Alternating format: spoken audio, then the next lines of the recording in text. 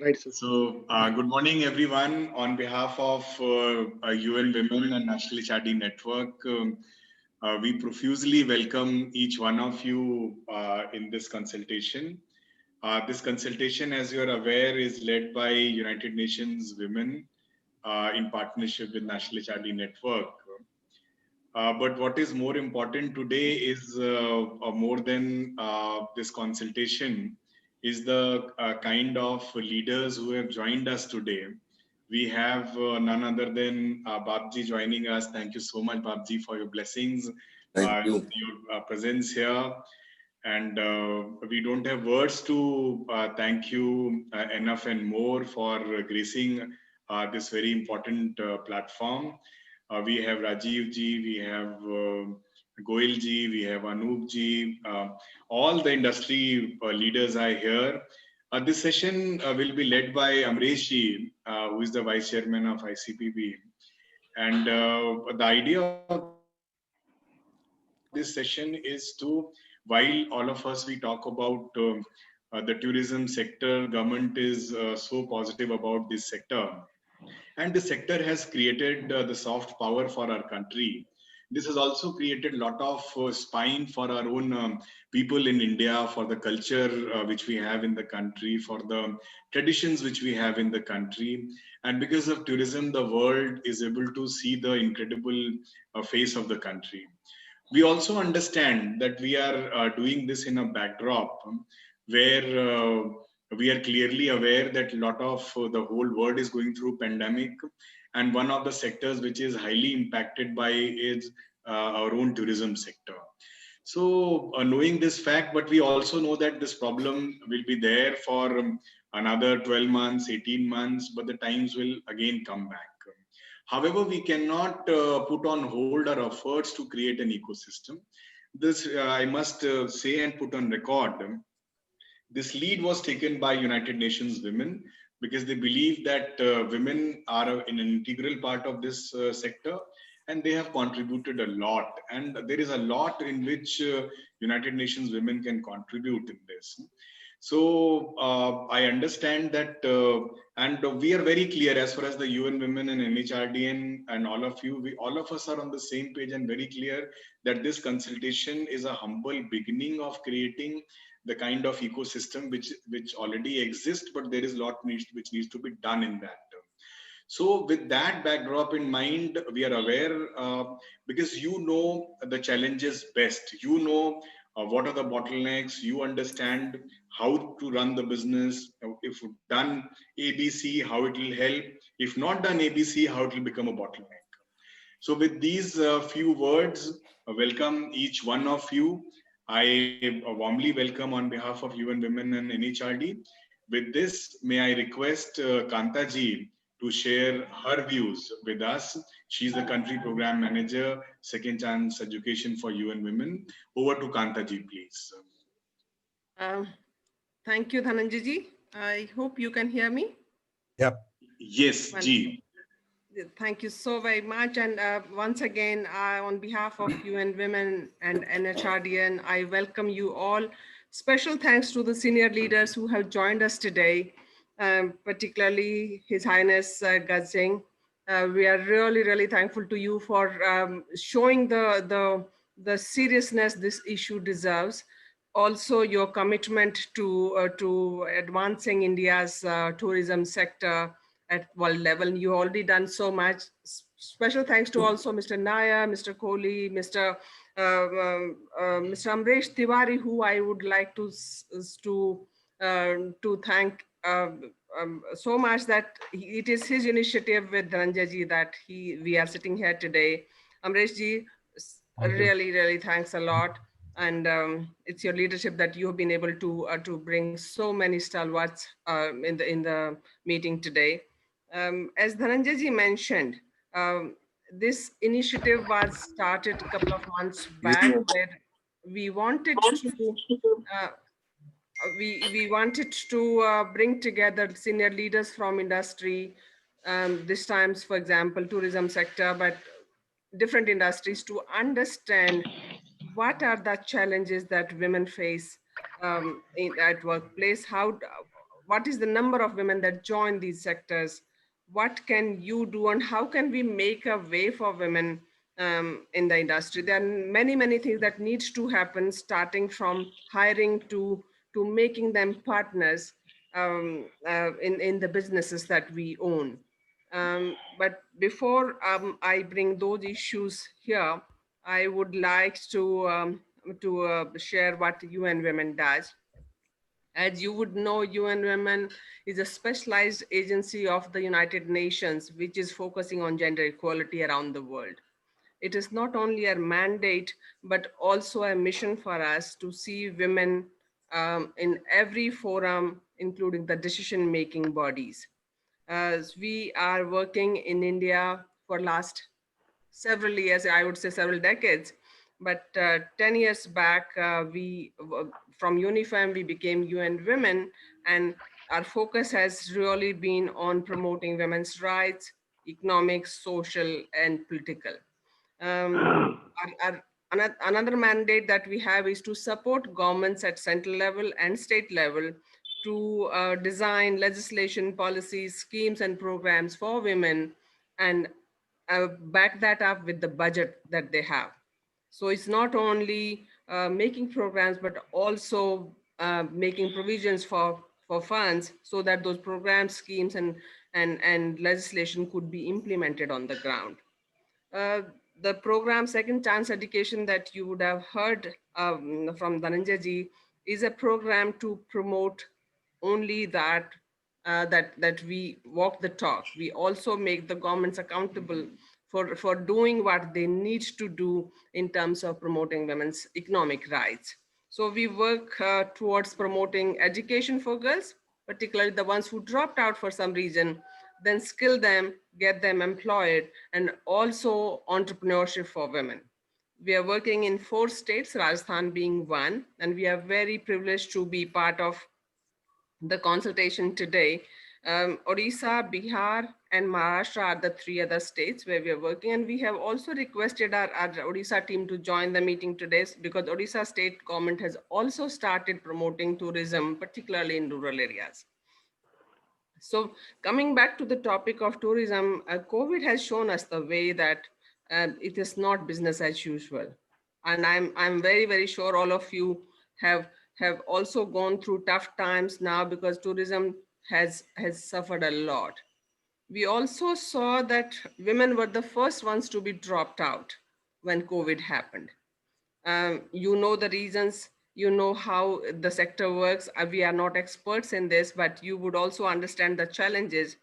I was also listening to Amresh ji, who was saying that government, particularly Indian government, hasn't supported the sector as such.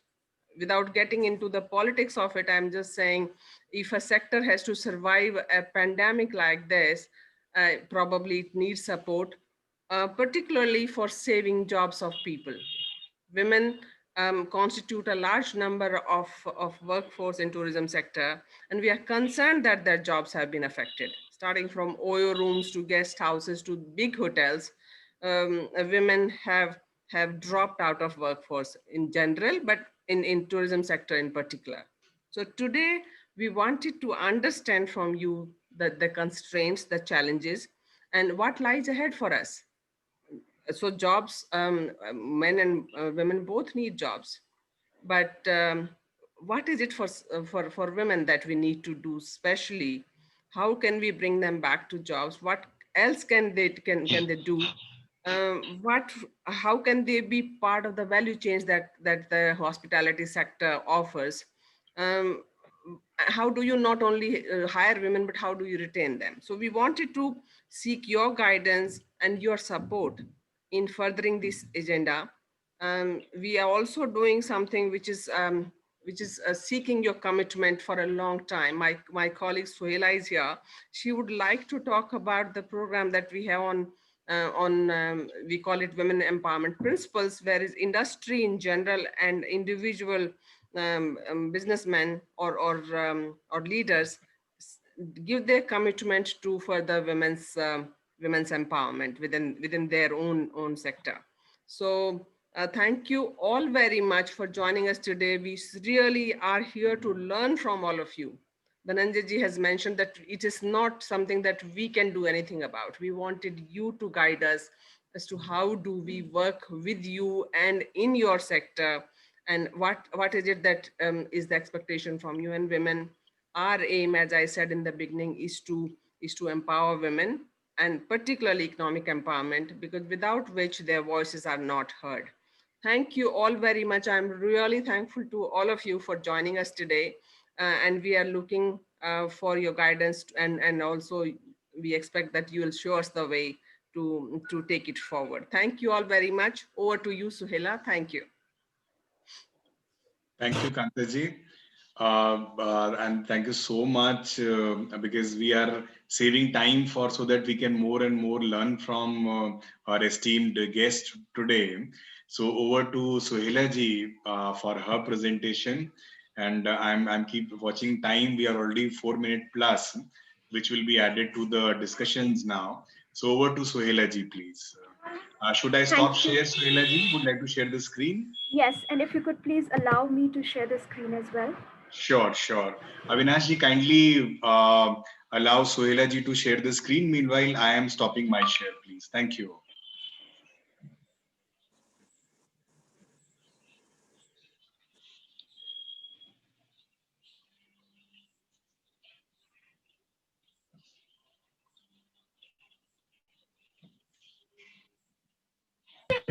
Give me a moment.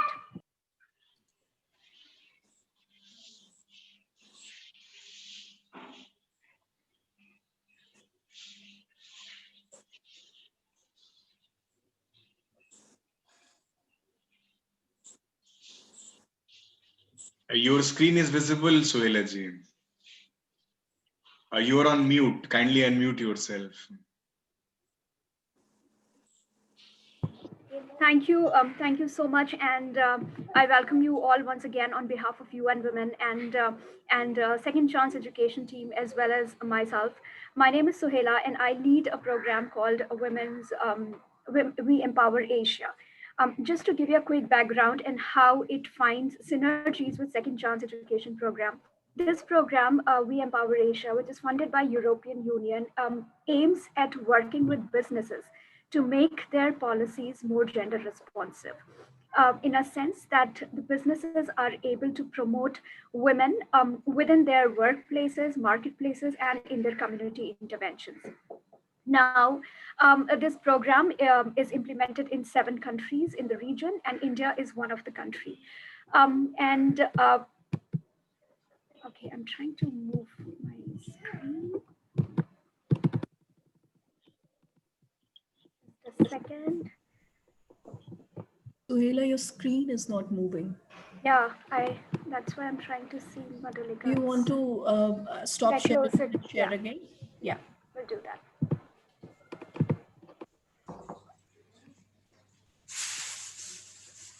Share it again. Good morning, Madam.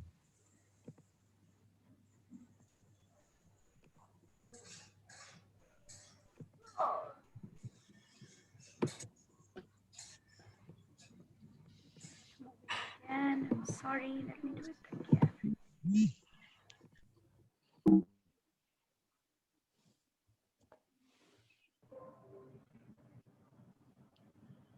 Yeah.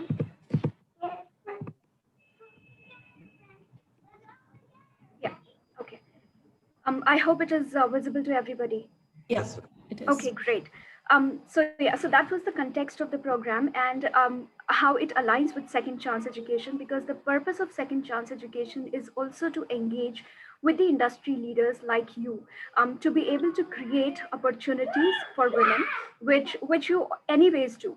But considering the situation, considering the context that we operate in India especially, we require, it becomes essential to take special measures for women to participate effectively in the businesses. So before going into deeper into the presentation, I would just like to reflect a little bit on the context in India that we operate in and what we are really facing. Of course, there is a declining women's labor force participation in India. Currently, we stand at 20%, which is really very low, one of the lowest in the world, but also has been declining over time. We also know that women are represented in vulnerable and informal employment. 90% of our workforce once works in informal economy, with mere 8% really in informal employment. And also women take majority of unpaid care work. And I would reflect a little bit here to make also give you a nuanced understanding here. The fact that, women spend a lot of time because of the gender division of labor, right? Because they are expected to perform certain duties such as cleaning, such as cooking food, etc., which takes away their time to be engaged in the productive work. Now I'm not saying that women should completely stop it doing. That's not the solution, but what we are talking about is what we essentially is the fact that there needs to be a distribution of responsibilities between men and women. There has to be a shared responsibility. There is a slogan called "Ghar ka kaam, sab ka kaam." So that is what we are trying to aim here. Women also face, a gender pay gap of 19% in India. They are underrepresented in leadership. You hardly see women in leadership positions. And also the fact that violence or discrimination and harassment at workplace, public and private spaces really limit their opportunities to take active participation in effectively participate in employment or entrepreneurial opportunities. We also see that women are not very much represented in STEM fields, that is science, technology, engineering, mathematics, and that is how they are unable to access decent work opportunities. And one of the reasons that they land up in informal and vulnerable employment. And finally, they face gender bias. Now, what do I mean when I say gender bias? What exactly I mean is the fact that there are certain attributes or there are certain traits. When women demonstrate them, they are considered as bossy, or they are being catcalled. So for example, if a woman demonstrates confidence, or if a woman demonstrates decision making, if the man demonstrates the same trait, he's considered leader, or he's considered somebody who is in control of the situation. But if women demonstrate same traits, they're considered as somebody who is too aggressive. So this perception about women, this stereotypical perception about women also limits their opportunities to grow and to grow in their career pursuits. They face glass ceiling, which is really they get stuck at certain positions without moving up in the career ladder, and they also face a sticky floor, which is the horizontal segregation of the job. So they are stuck there for quite some time, or almost for most of the time. Now, why gender equality is critical? There are three very clear and convincing arguments for the case of gender equality. One is, of course, the human rights argument. If you would look at the global scenario, 50% of the population, right, which is women, do face really challenges in accessing economic opportunities, which men do not face that kind of challenges, right? So it's also a human rights argument that is still today a 50% of population has to face barriers, has to face challenges in accessing the same opportunities as men. The second argument is, of course, the sustainability case. So we know there is enough evidence that exists that says, if you invest in women, they invest back on their families, in their communities and societies through education, through health interventions, or through clothing and better nutrition facilities for their children and families. What it does is that it creates it has implications for long-term well-being of the family members that of course contributes back to the society. And finally is the business case. Now we know that there is enough data that says that if women participate equally as men in the economy as labor force, then we could really expand our GDP. That is, of course, one argument, but also the fact that gender equality does promote innovation, and there is a data that suggests that if you enable more women talent as part of their businesses, then new ideas and processes are being integrated into businesses that are effective. So there is an innovation argument to this entire entire case. Of course, the fact that it increases productivity, as we have already said, that if you would include women as part of the labor force, the productivity increases manifold, and also market growth. Of late, the consumers are becoming really conscious about the brands that they are investing in. So if the brands are conscious about, say, for example, their fair trade practices or their sustainability practices, their environmental practices, consumers are really looking at how the brand that I'm engaging with, how conscious the brand is towards towards the concerns of the society. So then, promoting gender equality really makes a business case because of all these arguments. Now, then, how do we create a gender responsive business? And here, I would like to emphasize on these 7 principles called Women's Empowerment Principles. Now, these 7 Women's Empowerment Principles were launched in 2010 by UN Global Compact and United Nations through a global multi-stakeholder consultative process.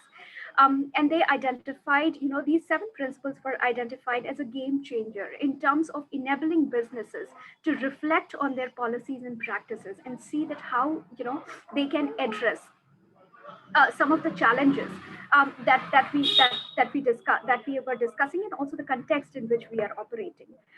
Just to let you know that these women's empowerment principles is a voluntary commitment by the CEO of the company. It doesn't come with any mandatory requirement, not for reporting or not for implementation. But what we do expect that once the company or a leader has committed to women's empowerment principles, they will go ahead in creating the processes in their businesses to make sure that these are implemented. So if you would look at the first, second, and third principle, and I'll go in details into this, but these 3 principles essentially talks about the workplace, the processes that are operated at the workplace and how they can be made gender responsive. The next 2 principles, which is principle 4 and principle 5, is really about looking at your marketplace intervention, and principle 6 is really about the community initiatives that the company undertakes. And principle 7 is about measuring and reporting the performance on these principles. What these principles also essentially do is that they give you a value chain approach to women's empowerment. So if you would look at all these principles, like I said, that it runs from leadership to workplace to marketplace, and looking at going down to the community and beyond in terms of measurement and reporting as well. So the first principle, which is about gender equal corporate leadership, that this principle essentially talks about the commitment at the highest level, that is at the level of CEO, to make sure that gender is integrated into all its business policies and practices. It essentially means that this agenda is driven at the community at the highest level. I'm so sorry for the background noise. Excuse me for that, but this essentially says that if a leader or if a CEO commits to this agenda, then it is driven down to the lowest level, and that is what we intend to do, creating that thought leadership at the company level to make sure that that gender is integrated into the tracking or into the performance management of all the teams that are working in businesses. It also means that that the CEO is setting gender goals and targets throughout the business processes and trying to engage with internal and external stakeholders to really drive this agenda.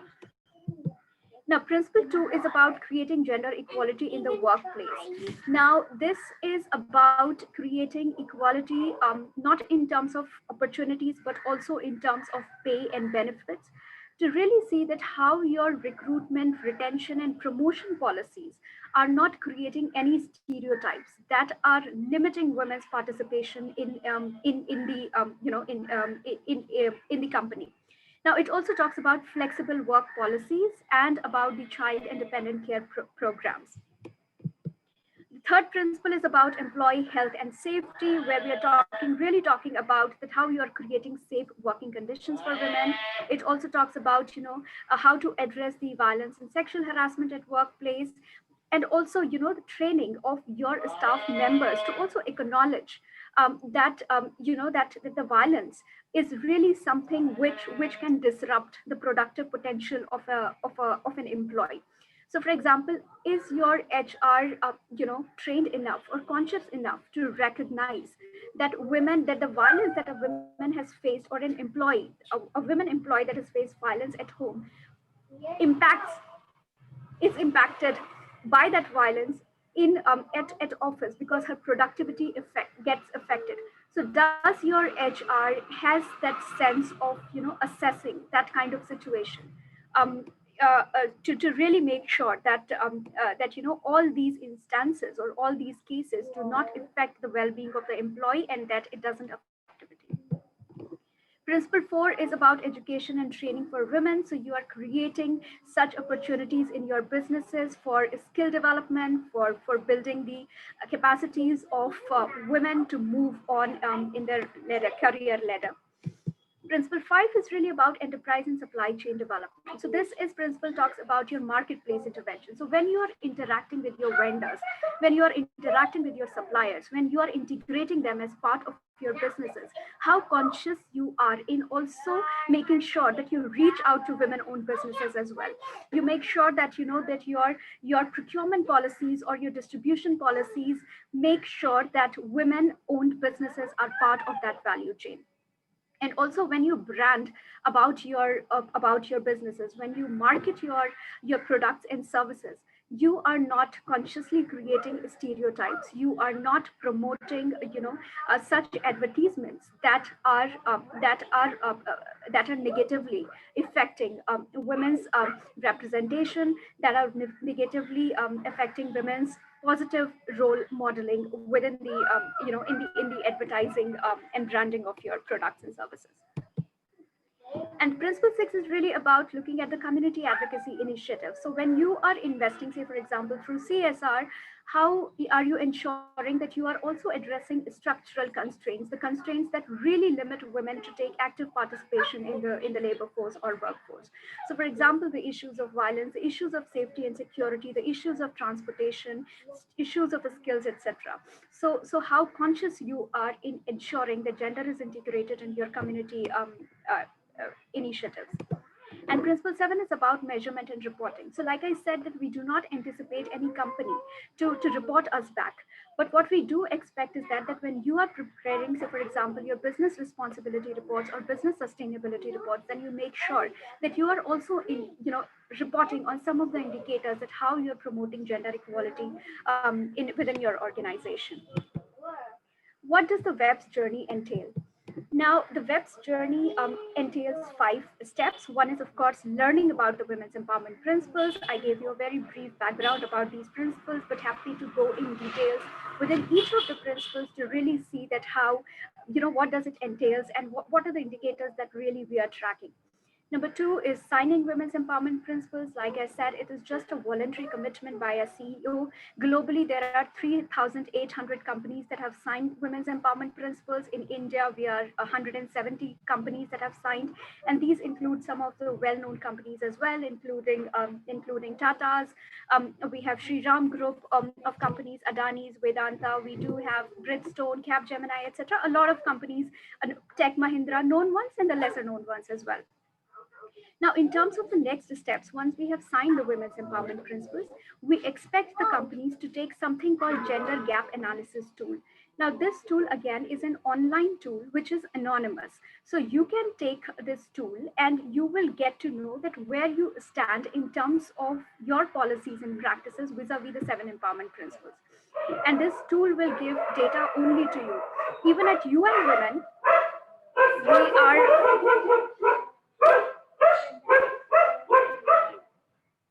at UN Women, we are unable to we don't see the data at the individual company level. We see the data at the aggregate level. So you would be able to get a sense where you stand, and then what we do is that we come in and support you in really developing action plans around the areas that you find need further strengthening, and come and support your personnel on training and capacity building to really go ahead and implementing the women's empowerment principles. The next step is, of course, activating the women's empowerment principles by really implementing those, and finally sustaining. So you make sure that there are policies, within your companies, and there are accountability mechanisms that have been included in your policies to really check how the principles are being implemented. Like I said, that we have a lot of companies that have signed women's empowerment principles. These are some of the quote cards of the CEOs that have committed to women's empowerment principles. But what we really do, once the company has signed women's empowerment principles, we really leverage the thought leadership. We want to showcase that, okay, these are the gender champions who have really committed and come out in public to demonstrate their thought leadership on promoting gender equality and women's empowerment in the businesses. What it gives is what it leads is, of course, one, creating the larger momentum in the industry itself. Your public commitment would also influence your peers. Your public commitment would also showcase your thought leadership. And then what we do is that we really want to create, identify you as a champion, as an influencer, at not only at the India level, but also at our regional social media platforms, as well as the global media platforms. Yeah, so this I've already covered. Again, what would you get if you join the WEPs community? Of course, when you join the WEPs community, you're part of a global network of more than 3,800 companies, like-minded companies that have committed to women's empowerment principles. You get visibility, your company gets visibility across various social media platforms at local level, regional level, and the global level. Now you get to exchange and best practices with other like-minded companies. We, of course, carry out the trainings for you to really help you implement these principles. You get access to various tools that we have created, such as gender assessment, action planning, etc. And also get an opportunity to work with us and co-create the programs. So for example, the Second Chance Education Program, right? So you can also partner with Second Chance Education Program to really implement some of the initiatives that I just talked about. Yeah, so I'll stop here, and I'm so sorry for all the disturbance and the background noise that came free with me with this presentation. But I hope that you enjoyed this, and happy to answer any questions that you have. Thank you, Sohila ji. So there is a request I can see in the chat window. If you can, Rajiv ji was asking if you can share the link so that he can share with his team, please. Sohela, there is a file option in the chat. If you could just upload the presentation over here only, that is what he wants. Otherwise, I'll forward to everyone. I'll take it from Dhananjay ji and forward to everyone. Thank you. I'll do it. Thank you, Sohila ji. So, friends, since all senior leaders are here, we would like to take their inputs, their guidance, and we would like to learn from their wisdom, which is the core of the discussions for which all of us are here together. So, on behalf of UN Women and NHRD, may I humbly request Amrish Tiwari ji to moderate the session and to lead the session. So over to Amrish Tiwari ji, please. Good morning, everyone. Thank you, Dhananjay ji. I would like to welcome UN Women team and NHRDN team and the tourism industry stakeholder led by His Highness Maharaja of Jodhpur Babji, Dr. Subhash Goyal ji, Mr. Rajiv Kohli, Sharat Lenka from IIT Bhubaneswar, Mr. Anup Nair, Dr. Kaulesh Kumar from Bihar, Mr. P.P. Khanna, EDI2I President, Bhim Singh ji from Rajasthan Tourism. He's known as, the lots of contribution in Rajasthan. J.K. Mohanty ji from Odisha from Swasthya Group. Assis, CEO of Faith. Mr. Pranav Sharkar, he's the leading association IATO's president. Farooq from Udaipur. And Aditi and lots of tourism stakeholders are here. I just gone through those names. So UN Women is starting a program on a women entrepreneurship, and tourism is the only industry. I was going through your statistics where women participation is much higher as compared to the industry average. I think we have somewhere around 40% we employ the women in our workforce. And when you hear from the industry level, you will be able to know more. And there are lots of opportunities where a tourism product can be developed in and around the women entrepreneurship. Few of the case studies will be presented to you as well. Like we have near uh, as Babji will tell you, or the Ocean Village and other places in and around Jodhi, which is very popular villages for the tourists to go in, is all is run and driven by the women's entrepreneurship. And there are lots of scope where develop the whole economy. So tourism is the only area which develop the entire GDP of the entire village or the centers were developed. I'm happy to inform that UN Women has taken 4 states like the Bihar, Maharashtra, Odisha, and Rajasthan in the first stage. And they identified lots of villages where tourism potential can be designed and work, which industry leader will share. And like in Bihar, they identified the district like the Gaya, Kishanganj, Muzaffarpur to develop the tourism destination. Maharashtra, they have Jalgaon, Bhusaval, Khargam, Jalgaon, Nandurbar, and and Mumbai, Mumbai. right? Ji. Odisha, I think Mayurbhanj, Raigada, and Dhenkanal. Okay. Rajasthan, the Jaisalmer, Barnar, Chittorgarh. Those are the primary state, but you all are free to give your suggestions in case you wanted to see the potential which is having other place where a woman, keeping the woman entrepreneur in mind, we can develop the whole tourism product. So keeping this thing in mind, I wanted to hear more from all the industry leader. And if I can start with His Highness Maharaja of Jodhpur, Babji, if you can just enlighten us, and then we'll slowly, I'll take on the industry head entire those who are joining. So one by one, we'll take on everyone. So over to you, Babji. You need to Thank you, unmute Amrishi. yourself. Thank you, Amrishi. And welcome to everybody. It's a pleasure to meet the leaders of tourism, Goel Saab, Rajiv ji, and all other colleagues. And I'm grateful to the women, UN Women, and the National HRD Women organizations for giving me this opportunity to share some thoughts with you. I'll just begin with possibly some of my own experiences and how through our work, whether it's in tourism, whether it's in the cultural sphere, whether it's in education, we have been able to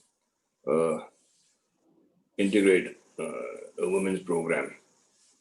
I think first and foremost, education is the crux. We have to start at the bottom.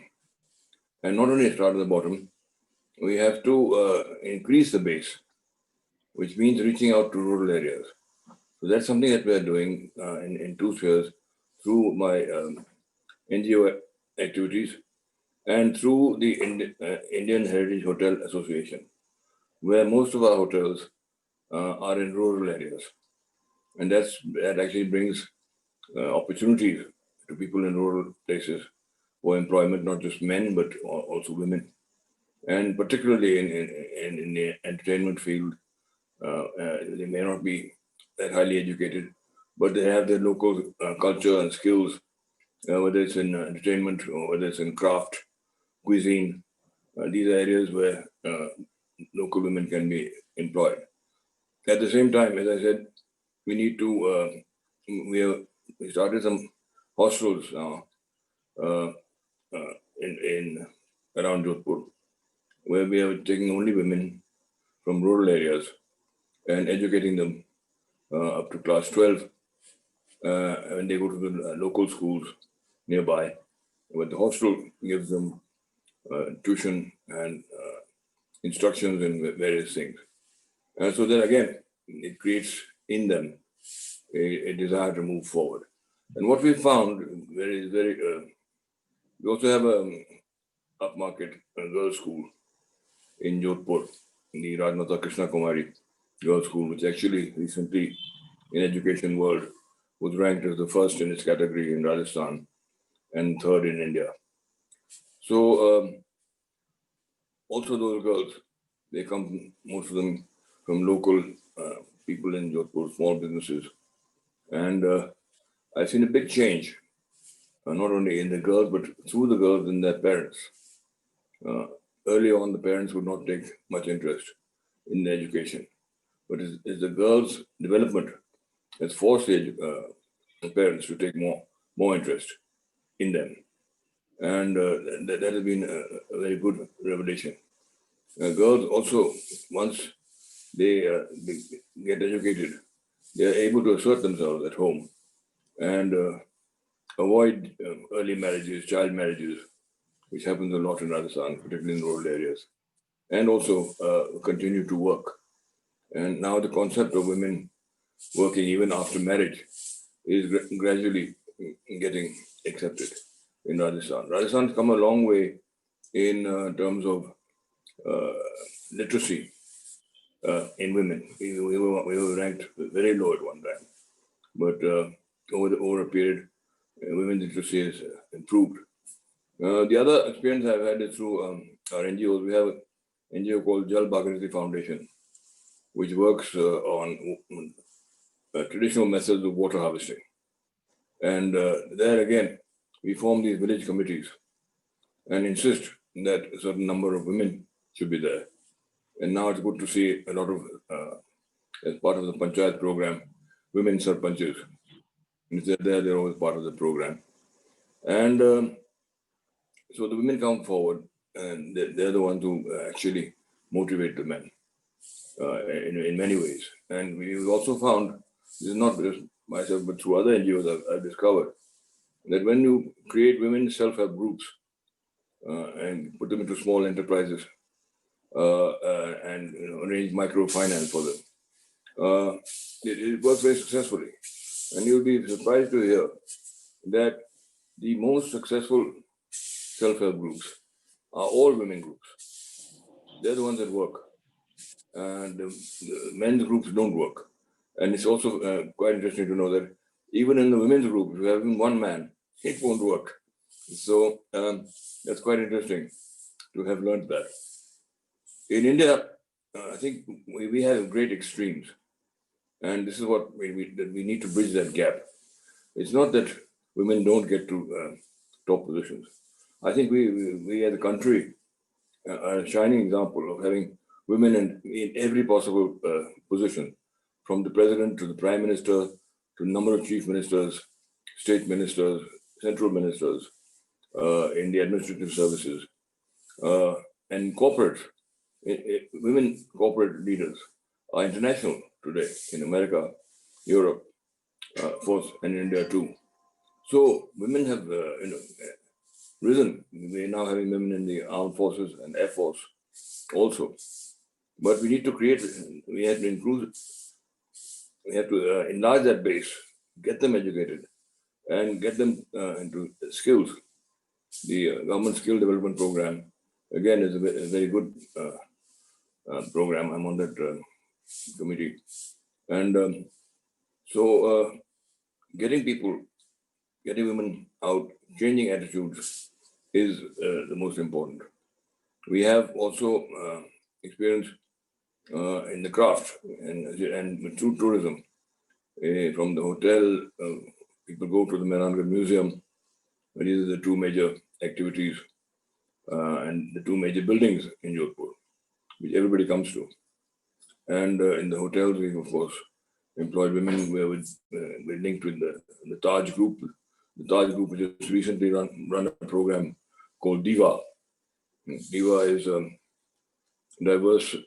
diversity, including women at HCL. Now, this program, a 6-month incentive program to induct women in hotels, to bring women participation to 50% of the workforce. That's the aim of the program. We've also had a woman GM in the palace, and in fact now she's gone to GM at the Taj in Bombay. So there is scope, but we have to provide the opportunities. I think that's the most important point I need to make. In the craft field also, in the cultural and craft field, women can play a very big role. We have some museum shops in the fort, and we have made it a point to appoint the daughters of the staff. And there again, they've proved very successful. And they have also continued, expressed desire to continue working after marriage. And the parents have also accepted that. So these are some examples I thought I would share with you.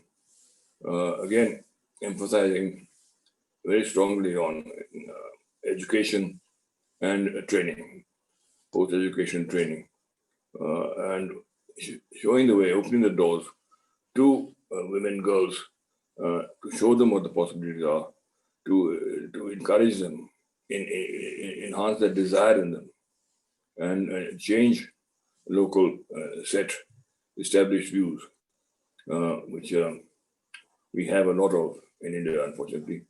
But I think things are changing, and women are being heard more. But I think we should listen even more, not just listen more, provide them with more opportunities.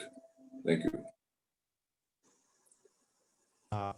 Thank you, Babji. Thank you, Babji. And you very clearly focus on the training and skill development at grassroots level and identifying the skill and craft, especially for the women, and to bring them into tourism and force. And thank you very much for sharing your ideas. May I now ask Dr. Shubhas? I just want to Yes, sir. one more. One Yes, sir. very important. Also, we're talking about creating facilities for women, and one of the things we learned in our Jal Bhagirathi Foundation, where we're providing water to schools, is that actually the girls stop going to school because they have no toilets. And if they have toilets, they don't work, or they are joint toilets, so they drop out. So what we've done is we've created roof water harvesting and created tankas and segregated the girls and boys toilets and made little groups of the boys and girls themselves maintaining these tankas and the toilets, and this has been proved very successful. So little things do make a big difference and also getting girls from place A to B after a certain age in rural areas.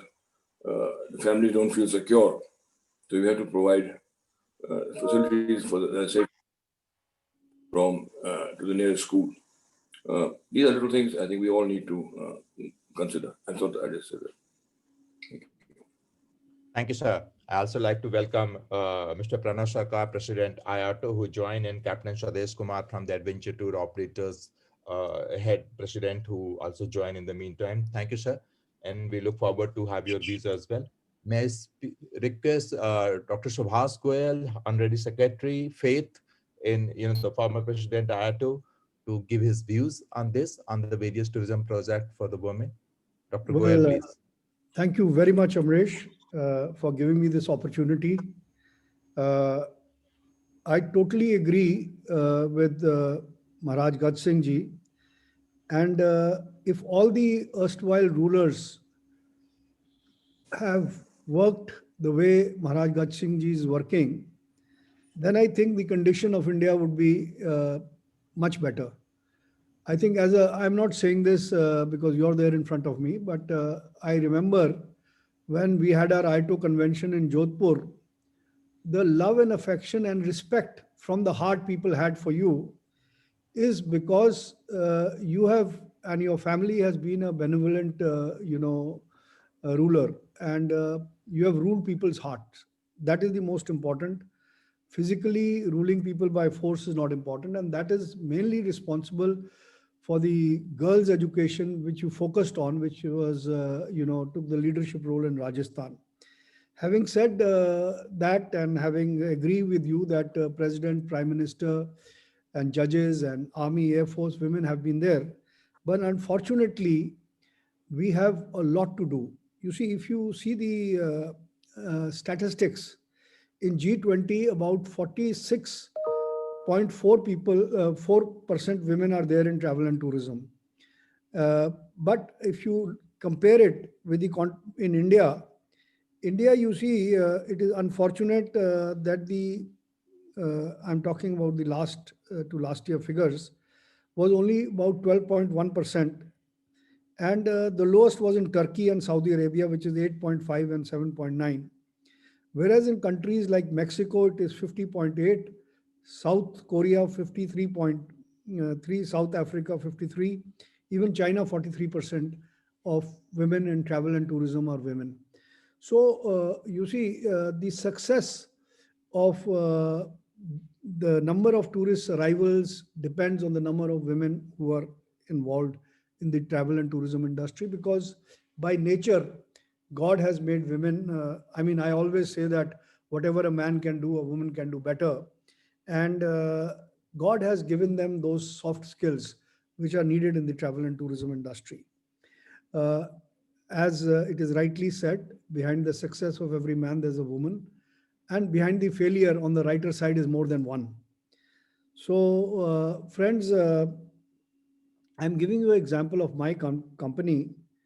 You know, I am the chairman, but my managing director, both my directors, director of business development and director and CEO are women.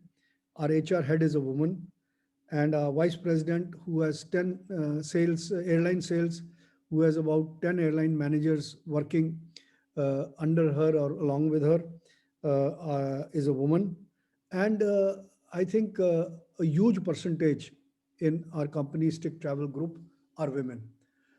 The reason is that, you see, through we are a 47-year-old company, and we have realized that particularly in the hospitality industry, in the travel and tourism industry, these soft skills that are needed are there with women. And in India particularly, you know, although most of the power, according to the Hindu philosophy, are with women, but the ground reality is different. The goddess of wealth, Lakshmi, is a woman. The,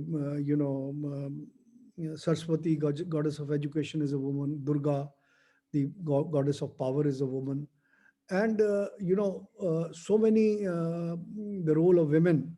But unfortunately, in the day-to-day life, if you see the statistics of the employment, which is there in India, I think we need a lot to do. And this change can come about, I've said this earlier also, that based on the population of the country. You see, suppose in India there are 46% women, I'm just giving a hypothetical example, and 54% men. So the parliamentary seats and in the election, the same division should be made. If in a particular constituency, the women are, the ratio has to be equal. You see, in the, whether it is panchayat, whether it's the local council elections, or it is the, assembly elections, or the parliament elections. So unless we do this, you see, the transformation will not come. By giving some key positions to women, yes, it does inspire other women. And secondly, you see, what we have also found, that in our history, a lot of women have played a very important role. Like Jhansi Ki Rani, she's an inspiration to a lot of women. But what are the memorials of Jhansi Ki Rani in the city of Delhi, the capital of India, or in Mumbai, or, so we have to, like it is rightly said, the lives of great men and women tell us that we can also make our lives sublime. So if you highlight the achievements of the women, and in the history books, in the curriculum, I think that will go a long way, at least for the succeeding generation, that women will get equal representation. I think I compliment Amrish ji for having organized this, and the UN agencies which are involved in women empowerment. And I will definitely take the recording, because the principles, the 7 principles which you talked about, I think as a company we do follow those principles, but I would like them to be, put up at the reception area of my office, along with the motto of the company. so that anyone who visits the office, and I think we in the travel and tourism industry should do that, that anyone who visits our office should know that yes, this is an organization which not only is giving equal representation, but also inspiring others to do so. So thank you very much. I don't want to take more time. We have, Dada, President of IATO. We have Captain Sudesh Kumar. We have Mr. Kohli. We have a lot of other leaders who are here from the tourism industry. And I would love to listen to them more. And thank you once again, Amrish, for giving me the opportunity. Thank you.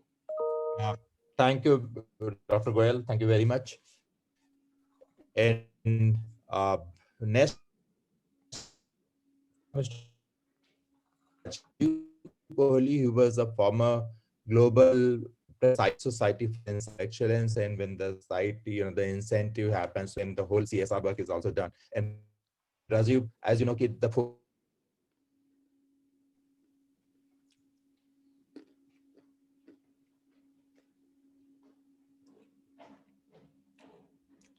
Did we lose Amresh or did I lose everyone? No, we can hear you. I Yeah, think we can hear it's you. Mr. Yes. Amrish. Okay. Was he asking me to speak? Yeah. He was Yes, Rajiv ji. Okay, good. Well, I must say I found that presentation to be very interesting, and I do want it to share with my team as well. It's a subject I not very close to in some ways, because I don't see a disparity between men and women, especially in my family, especially in my organization. I am married to someone who is infinitely more educated than I am, and she reminds me that very often. But I do recognize there is a larger problem. Now, I take a very different approach to issues like this. You can be very, I want to make it a very large social issue. I want to change the world. Or rather, I would drill down a little deeper and see how can we actually make a difference in the organizations we represent and the industry we represent. We are not going to be able to bring out major nationwide social change with the 30, 40 of us here, but it's a start of doing something within our industry. I was taken aback by the presentation because there's a lot of stuff I wasn't probably aware of. And I think that's where is your number one challenge and flaw, if I may say, that you haven't educated tourism industry in general. Suhaila mentioned there are about 180 organizations in the country who signed up, and she mentioned some names.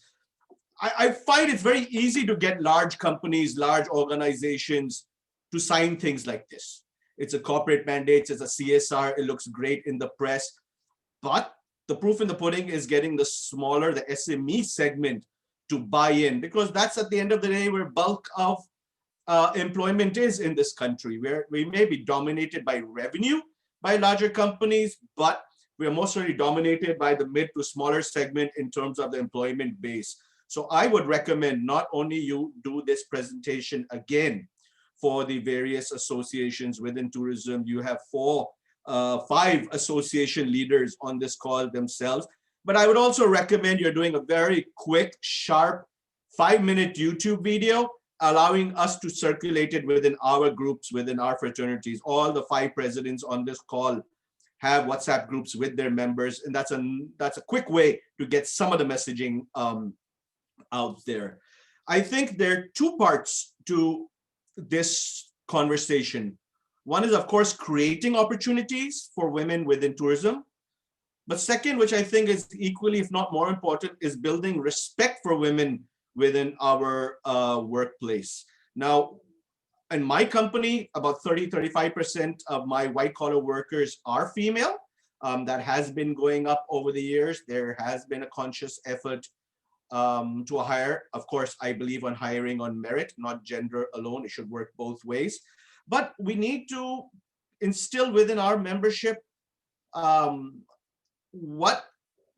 how should they treat a woman employee? You'd be surprised, well, maybe not surprised, but I'm sometimes surprised at some of the issues women employees go through in their various organizations. When I am interviewing new hirees. I hear some of the stories. We in my company have all the policies put down that protect a female employee, and we do take them very, very seriously. And I know 99% of my industry doesn't have that checks and balances, which we need to educate people about. So creating opportunities within the, I can talk for the inbound tourism segment. I mean, we have a lot of companies which are owned by women and a lot of couples running companies. So there is already a base that might be less apparent than what is statistically checked. So as I said, I would look at two different approaches on that. When I am applying for tenders with my larger American partners, there's something that the US does. They, especially for companies that do some government work over there, but are you a minority-owned business? You get 5 points. Are you a woman-owned business? You get 5 points. Maybe within the tourism industry, if not the larger government as yet. I mean, I don't know if government does that on other things, but there could be a little advantage the same way that we do it to backward classes in India. Perhaps it's time to do it for women-owned enterprises, even if it's a majority-owned enterprise for that. I think one of the biggest issues we have in tourism, which we as tourism stakeholders are the only ones who can address, is educating public, educating parents, educating families on what tourism jobs are all about, how it is safe for women to join, and how it is not demeaning.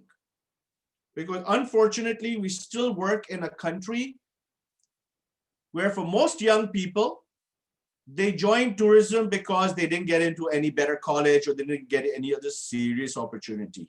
I will take out the hospitality industry out of this because that is a more technical skill. I will take out maybe aviation out of this because being a flight attendant is very fashionable. But for the most of it, and my friends here may agree or disagree with this, tourism is a secondary option. It is not the most desirable path for families to send their children to, especially now in a COVID era.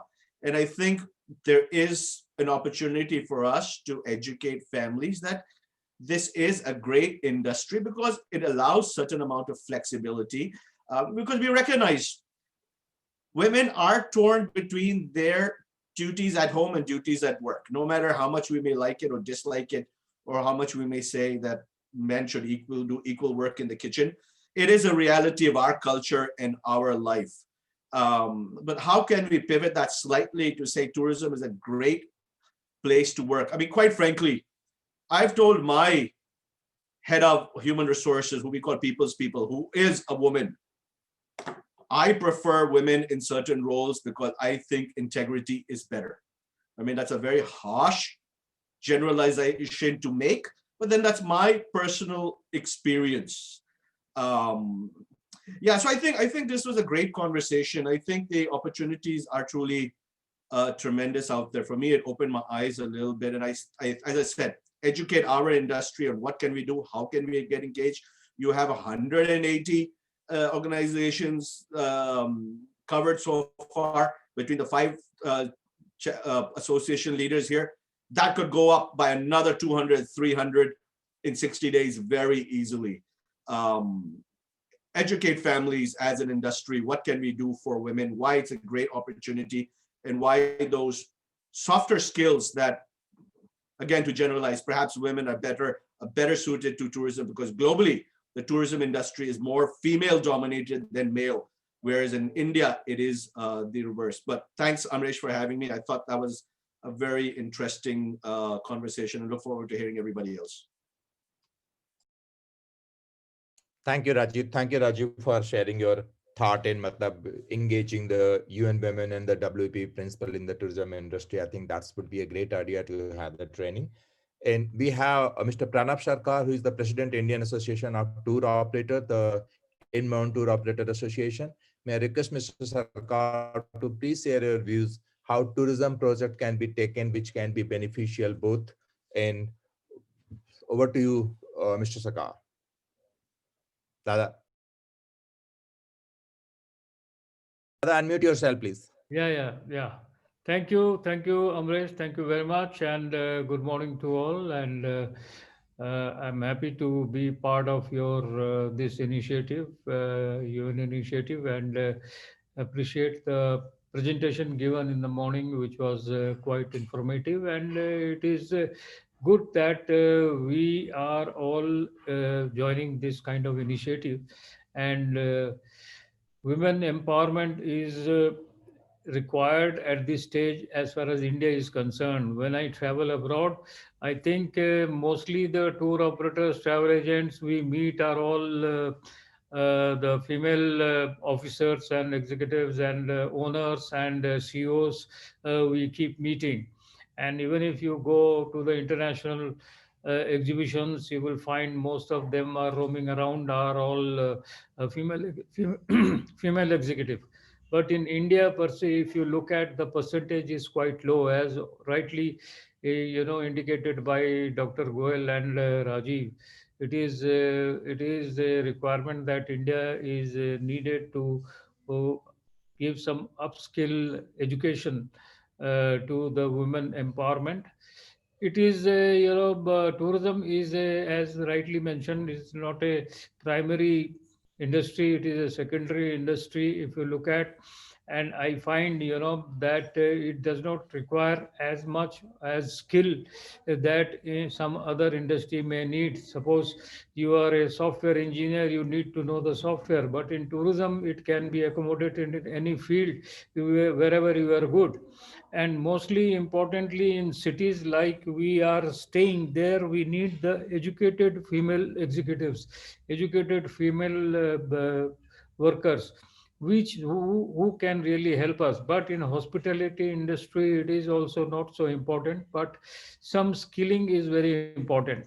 Therefore I will emphasize on that. In tourism skilling, if women empowerment can be given some advantage, that all segment of women, whether very well educated or normal educated or school pass, they should all be given the skill training in tourism as per their caliber. It will be a very great idea, and some opportunity, some special incentive by the government. If you employ female staff, there is some deduction in taxes or something is given. I'm sure this is going to help us a lot. And with the certification in skilling, that will also give lot of job opportunities. And the women are not looking in India. If you look at, women are not looking, majority of them are not looking at the career base where they will be settling. They will look for a job, because after marriage the girl child is moving out of their home, going to different cities. So they need to have those kind of job opportunities wherever they are located next. So therefore it is important that some kind of skill training is given that suits them, and take a job in that new city. So therefore it is important not only in the rural India but also in urban India, that they need to train up themselves. If UN can give some guidelines that India, that skilling activities is possible, certification is given, I think that will give a lot of opportunities to the women workers to come in this industry. And hospitality industry already having this facility, and most of the hotel management institutes are full of girls. They are trying to educate themselves in hospitality industry, and this is a quick job, and that can give a settlement in any cities. So therefore we need that. In tour operators case also it is important, though earlier the ticketing was a big job opportunity for the female staff in our trade. But now ticketing is also getting diminishing, and slowly it is changing its course. So therefore online companies and call centers, they are all coming up with this kind of job. Those kind of specific training can really enhance the job opportunities. And if this initiative can uplift the present women force to come and join this industry. They will be benefited. Let us think on that. And also, we should support with the safety and security while they're working with us, and we should give them full assurances. I remember in my company, whenever there is a female staff, they used to come. First of all, travel agency does not give them a very big, you know, idea that it is a good company or something. I have seen parents or brothers accompanying along with them for the interviews. So those were the days before. Now the things are changing with the support and education. I think it has changed, and now people and girls and ladies, they come of their own for interviews and take a call and see, always see and check that how many female workers are already there to feel the comfort in the organization. And we have already following the government policy of safety for the women. Therefore, in our company, about 25% female staff is working in our company. So, with this, I would like to encourage, and the training and skilling is more important, and some incentive by the government to give the encouragement joining this industry to the female worker will be added advantage. With this, I say thank you, and if need be, I can come back again. Thank you, Amresh. Thank you, everyone.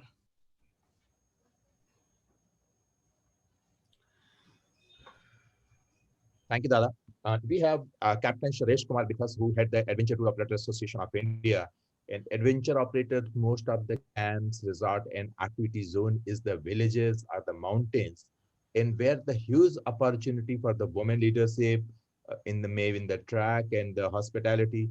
And over to you, Captain, how you look into this, what kind of villages need to be adopted and develop.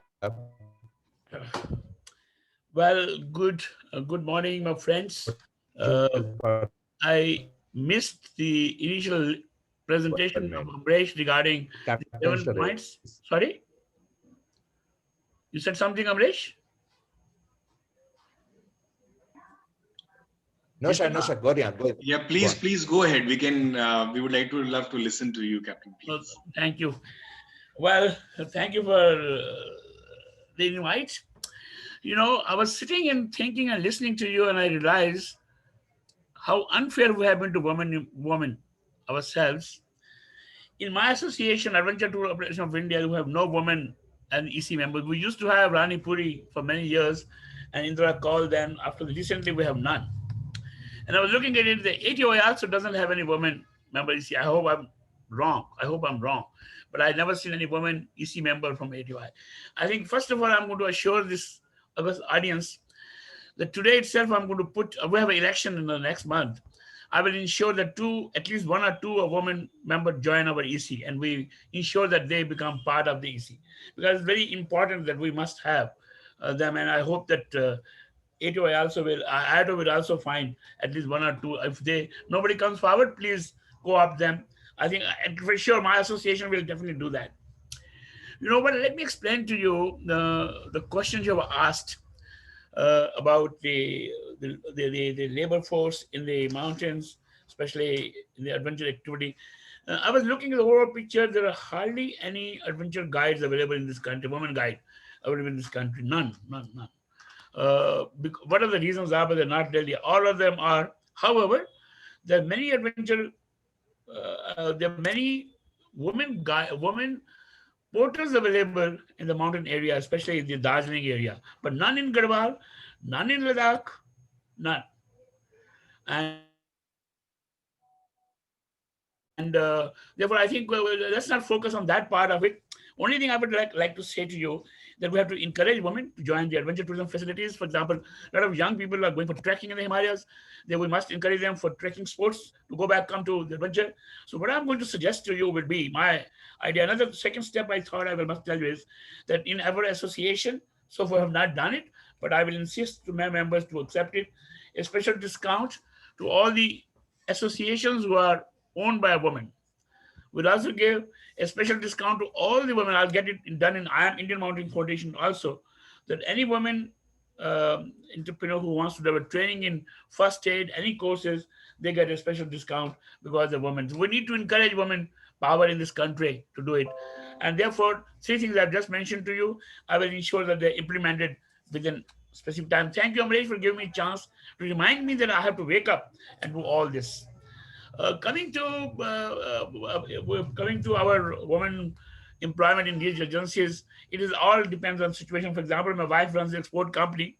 She has 90 employees, 90% employees are women. For example, Shikha, we have about 20% employees women. Again, we're looking for guides, women guides, because many women's school, girls' school, they insist that they should have a women guide along with it, and we have a huge problem in finding the good guides. Maybe today is a nice wake column which you've given us. Will be wake up now and see that we go do something important in this particular field, and see that we have many more young ladies joining our association, young ladies joining our profession, and we'll encourage them to our best capacity. Thank you, Amresh. Thank you. Uh, Thank you, sir. Thank you very much. And may I request, we are having with us Mr. P.P. Khanna, who head the Domestic Tour Operator Association of India, and that is the largest body for the promoting the domestic tourism in the country. And their member are all across India and from each villages to everywhere. Mr. PP, if you can add something on this, how women empowerment and plus the tourism development can take both hands in hand. Over to you, PP. Thank you, Amresh, for organizing this really webinar for the women empowerment. I totally agree that women are the pillars of our society. And when women are empowered, our businesses, our economy, and all the revenue generations are empowered. And we have to think that we can drive the equality in gender. That's the most important thing. And our businesses shall have better performance and productivity if we have women along with us working with the safe conditions and secure conditions. That is must. And we have to collaborate in business, leaving all the barriers, not thinking that only men can work in our tourism and hospital industry. Today, if you see, a lot of women are very good chefs. They have been awarded also. And if you really take more than, they are really expanding their wings in the entrepreneur horizons and entering into business areas such as if you see the in the terms of the tourism and hospitality, see in the aviation now a lot of the captains in Air India and other airlines, they are the captains, they are flying, and almost if you see that mostly the hostesses are in the aircraft and less, the purchasers are there. So a lot of IPS officers are there, IS women are there, and all these things are really empowering us, Indian, that actually woman has a power and it is our Shakti. So taking into consideration, but the government of India under the MSME schemes are taking different schemes for the industries for women, sparking their talent and they are building their own identity.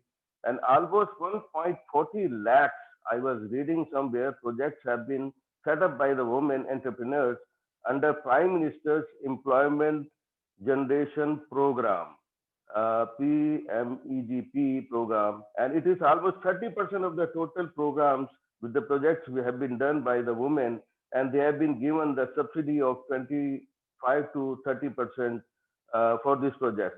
Unfortunately, in the tourism and hospitality sectors, what subsidy government is giving to us or to the women. There are a lot of women which are working in the tourism and hospitality industry. Has ever thought by the government of India that under at least under the embassy ME schemes, they can give some kind of a assistance for the women to uplift the women in the business. Though government of India has taken a lot of other projects for the women like Beti Bachao, Beti Padhao. Now Beti Bachao is good, but have you ever thought that Beti Padhao also in the tourism and hospitality industry? They have never given any kind of assistance or any programs for the women to uplift them. And also Bharatiya Mahila Business Bank Loan. Now, Mahila Bank Loan is there, but in the tourism industry or the hospitality industry, have they ever given any kind of a extra to uplift the women in the giving the business loans to them? So while the government is concerned for the uplift of the women, we too need to become, aware of their rights and their schemes, their benefits, how they can really achieve overall empowerment. That is the need of an hour. A lot of NGOs are also working for the empowerment of the women.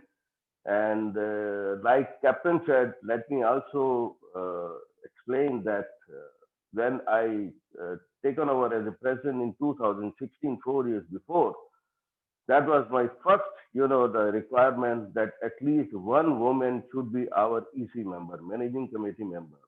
And I really went to different women, and at last I was able to agree with one woman to come in our MC group, and by the grace of the God, now she is today in our MC group, also in the EC group, and working very hard. And she has done a lot of projects for the women empowerment, like in the blind, she has gone to blind school, the leprosy, and also breast cancer detect camp she has done.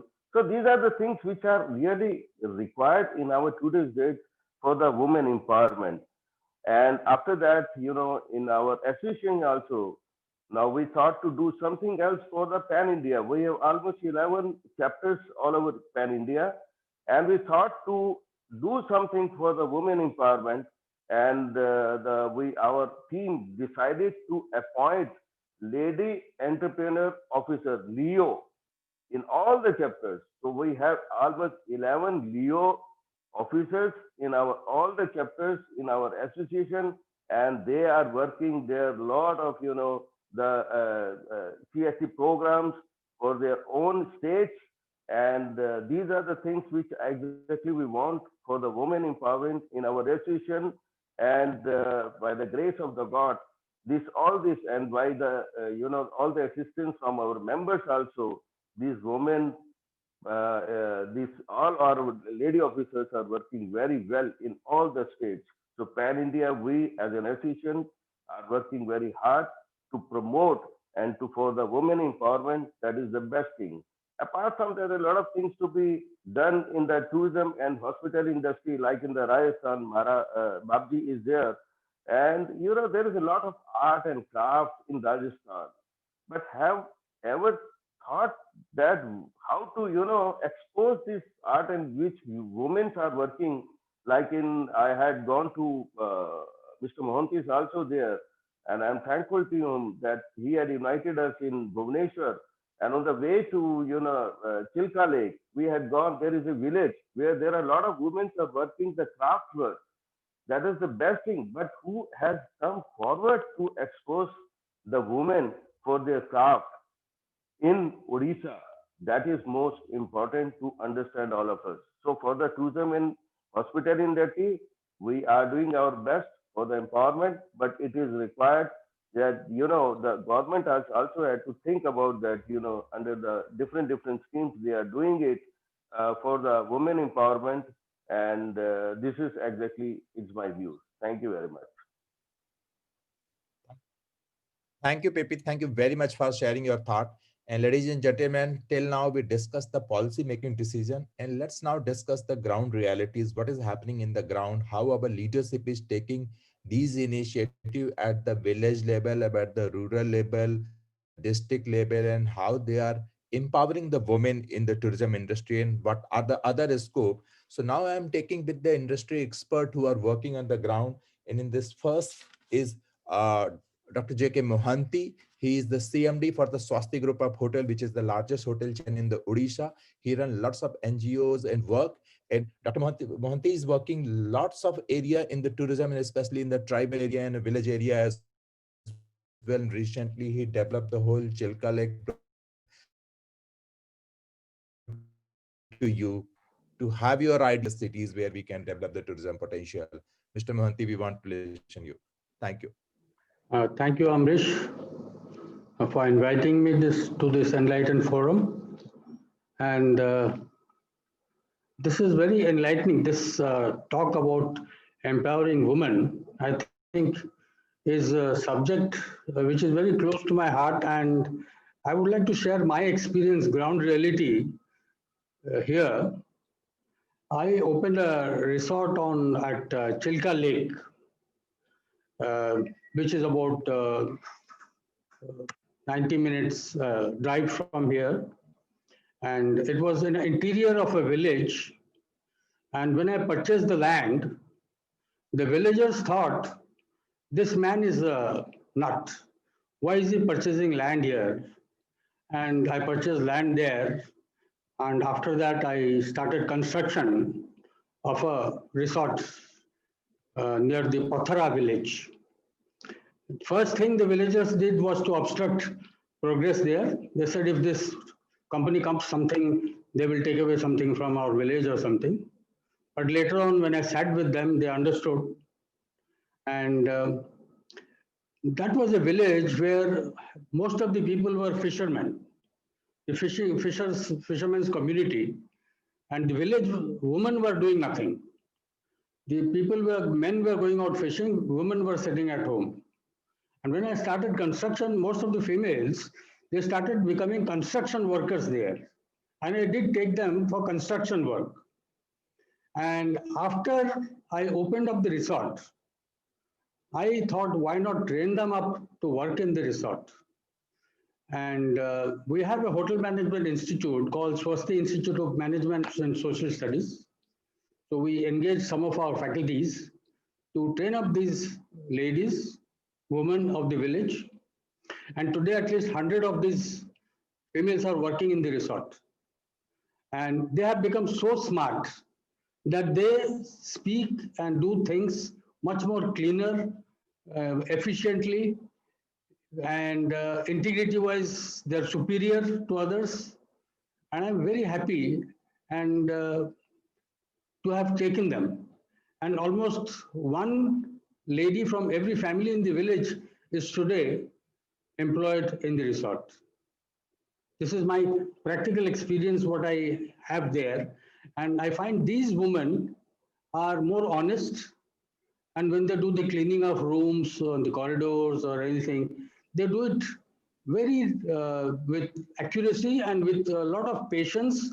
And when they see foreigners in the resort, when they see, Chilka Lake the resort has become famous in Eastern India within 2 years. Within 2 years, and we do an occupancy of 80 to 90%. Most of the time, weekends, we refuse people. And it is because the success is because I think the credit goes to all these women who are working there. When the resort opened, people were apprehensive. Even my bankers were also apprehensive about what will happen. This resort has opened inside a village. But today the bankers are happy. And I have to expand my business because these people have contributed a lot. My suggestion to the United Nations and the European Union would be to encourage more women into the field of hospitality. You see, you are tying up with companies that engage women. I would suggest tie up with hotel management institutes, the private institutes of hotel management. When we take in students, I think European Union should come in to provide some sort of incentive for girl child. For the females we employ, to attract girls into hotel management institutes is not easy in an interior place in a place like Odisha, where hotels are not very much developed. So if the UN can provide, the European Union also can consider that some incentive should come for I was just talking, you see, in my Institute of Hotel Management, my principal is a female, the secretary of the institute is female, 50% of the staff are female.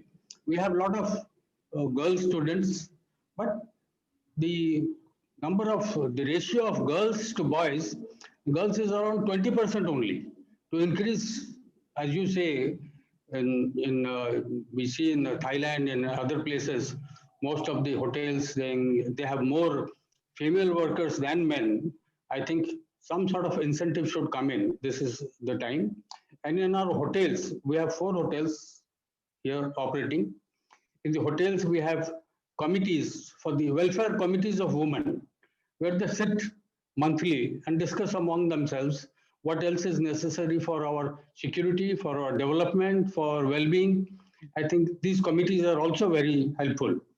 I'm thankful to Amrish and the United Nations and European Union for taking up such a subject, which I think is quite enlightening. And I wish you all the best. Thank you. Thank you, Mahantiji. And now I would like to call Mr. Anup Nair, who is doing the incentive groups from last 25, 30 years. And he do lots of corporate social responsibility work from his US client to he engaged lots of university students. And Anup, if you can share the story and how we can build upon those stories and make UN Women program more successful and create some new areas for the tourism industry. Anup Nair, please. Thank you, Amrish. And thank you, Dhananjay, for inviting me. I think, in tourism, we are all involved with the business of tourism. But we live in a country where a large percentage of our population is in rural areas, in villages, and interestingly, even in developed cities that we live in, where we function in, we have a whole lot of villages all around us.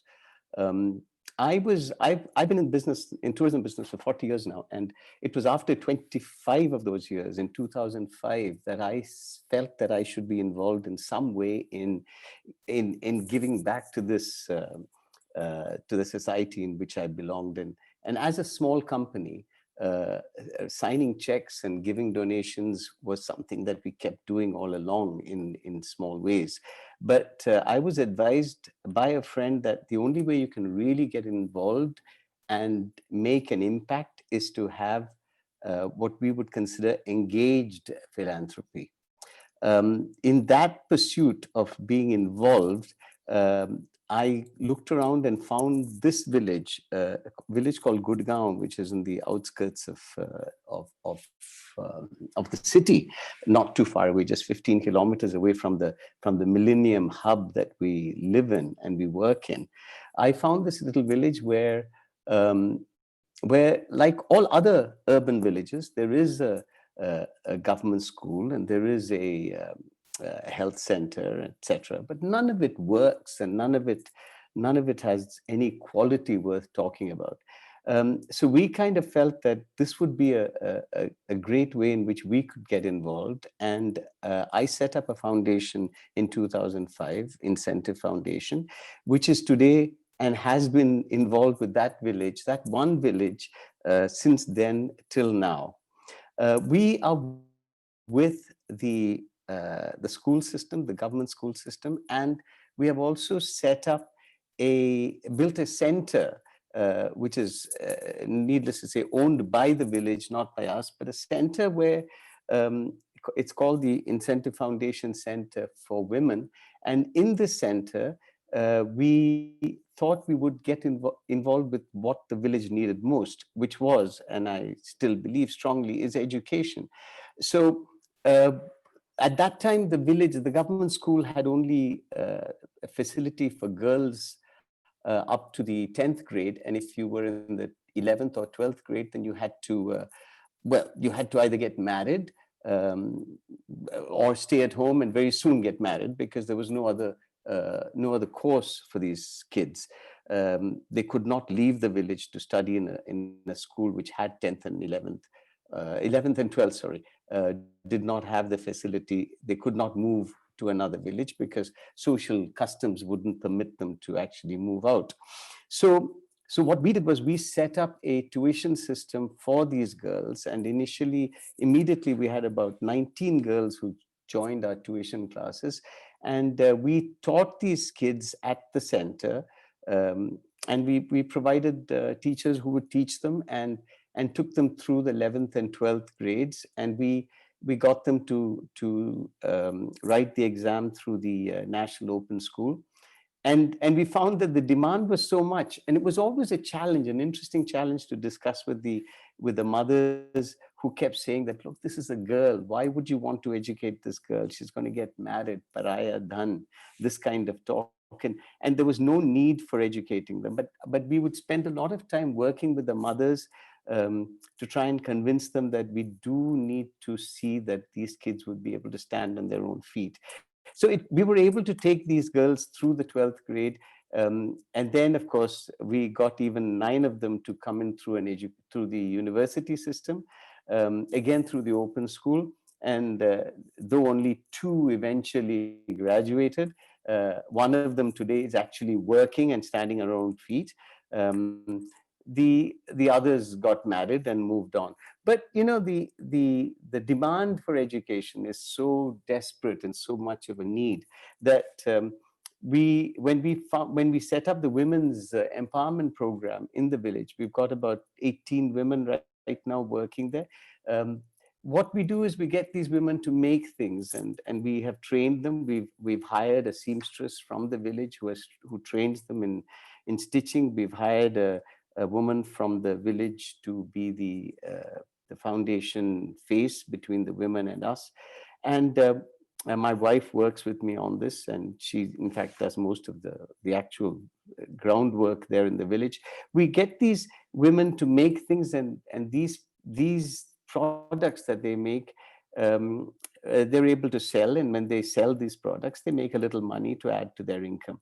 Now, I found that being in tourism, I had opportunities which were available to me, and that was bringing my clients to the village, bringing them to get engaged in the village, and getting involved with the women's empowerment program, getting them involved with buying the products. And there's always a story to tell, and this story is an interesting story for the people who come and buy these products. And when they buy these products, they're helping these women make a little more money. And what happens to the money? I mean, we've done a study on all what these women do with the money, and you'd be surprised that every one of them uses that money to help put their kids through a better school system. Because as you've heard from the national education policy now, that 50% of our schools are all government schools, and of that 50%, of the other 50%, a good percentage are private schools which charge 500 to 1,000 rupees a month. So which are considered therefore better schools than even some of the government schools that you have in these rural areas. So a lot of these women, with the little money that they make, they're able to put their kids into these private schools, and so and hence give them a better education, because eventually it is education that's going to change lives, and it is that one focus that we've got to work on. So I really think that this is a facility open to all of us in the tourism industry. We should all look at, there are thousands and thousands of Banwari villages, and you don't have to go very far from the city you're in. All around you, there are villages where you can get involved with engaged philanthropy, which means actually getting involved in seeing how you can contribute to helping make those people in that village better their lives. So if you ask me what my objective is it's eventually perhaps to contribute in some way to help the government school in that village change the focus of the way they're empowering, educating their kids, empower them to teach better. We've found an NGO who's ready for not a huge investment from us to actually come and educate the teachers in teaching the kids in a more effective manner. So I think there are easy ways in which we could get involved and change lives of people. And believe me, it is women who drive the village, because all said and done, you help a woman in the village in some way to empower her to either financially or through this self-help group that we've set up, either financially or empower them to somehow get involved in the system in the school, so that they can make the school system a little better. Because the problem in the government school is that the children are not educated because the teachers don't show up, the teachers don't teach. But who can change that situation? It's only the mothers who, if you can get them involved to get and become part of the school parents committee, you can make that change. But again, it requires getting the women involved with the initiative that you're taking. So that's perhaps my little 2 bits here, that I think that more and more people in our sector can get involved, and the list of villages are many, and you don't even have to actually go out to the villages. Even in the cities, there are areas where there are government schools which don't function, and there are pockets where empowerment can be given to the women so that they could change the way their little communities function. So it's not, as they say, it's not changing the world, but a small initiative that could perhaps contribute towards making one little area get better. And if more and more people are getting many little areas get better, then I think overall the development would be positive. So greater involvement and greater engaged philanthropy. That's my little comment to this and advice to you. Thank you. Thank you, Anup. Thank you. Thank you, Anup ji, and sharing the success story. साथियों, अब हमारे साथ हैं from the Buddhism sector, from the International Buddhist Tour Organization Buddhism sector, Dr. Kaulesh Kumar, जो कि Buddhism sector में काम करते हैं. He is based in the Gaya, Bodh Gaya, Rajgir, Nalanda belt, and he's doing lots of work on the Buddhism sector. And Kaulesh, if you can share your ideas how tourism, women empowerment, especially in the Bihar zone where you are working, वहाँ पे कैसे इसमें वृद्धि की जा सकती है और काम किया जा सकता है. Doctor Kaulesh Kumar, please. आप अपने कौलेश जी अनम्यूट कर लीजिए अपने को, आपका माइक म्यूट है अभी. धन्यवाद. नमो तस्से भगवतो अरहतो सम्मा सम्बुद्धस्स. Good afternoon, everyone, and thank you very much, sir, especially Amresh sir. सबसे पहले तो सर हम थोड़ा सा हिस्ट्री में जाना चाह रहे हैं ना, कि जैसे सुभाष गोयल जी बताया ना कि कुछ हिस्ट्रियां उसी तरह से भगवान बुद्ध से भी जुड़ा हुआ है, कि भगवान बुद्ध कैसे वो सब कुछ छोड़ छाड़ के यहाँ आए. सुजाता, मैं अभी बोध गया में हूँ, जिसको पुराना उरुबेला कहा जाता था. यहाँ सिर्फ क्योंकि वो उन्होंने ठान लिया था कि हमको अब जीना नहीं है, हमको अब ज्ञान नहीं मिल रहा है, तो इसलिए जो हम खोज रहे हैं, तो हम क्या करें ना कि अब हम अपने शरीर को त्याग देंगे. धीरे धीरे वो खाना बंद कर रहे थे. इसी बीच में सुजाता नाम की एक जो लेडीज थी, वो गाना गाती हुए गुनगुनाती हुए जा रही थी, और उसका मीनिंग निकल रहा था कि बिना का तार को इतना ना टाइट कर दो कि आवाज टूट जाए, और इतना ना ढीला कर दो कि आवाज ही ना निकले. इसी से भगवान बुद्ध ने, वो जो डोंगेश्वरी में मेडिटेशन कर रहे थे, मिडिल पाथ का उनको नॉलेज मिला.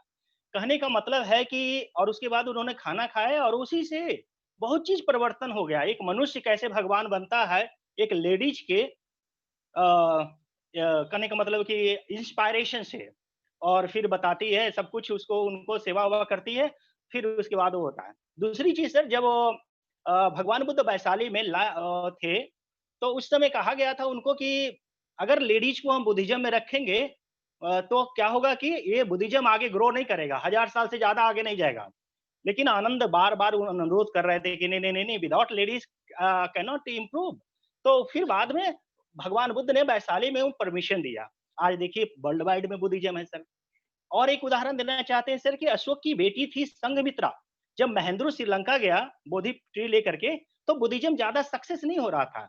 फिर बाद में बोधि ट्री के साथ में संघमित्रा को भेजा गया, जो फिर लौट के नहीं आई.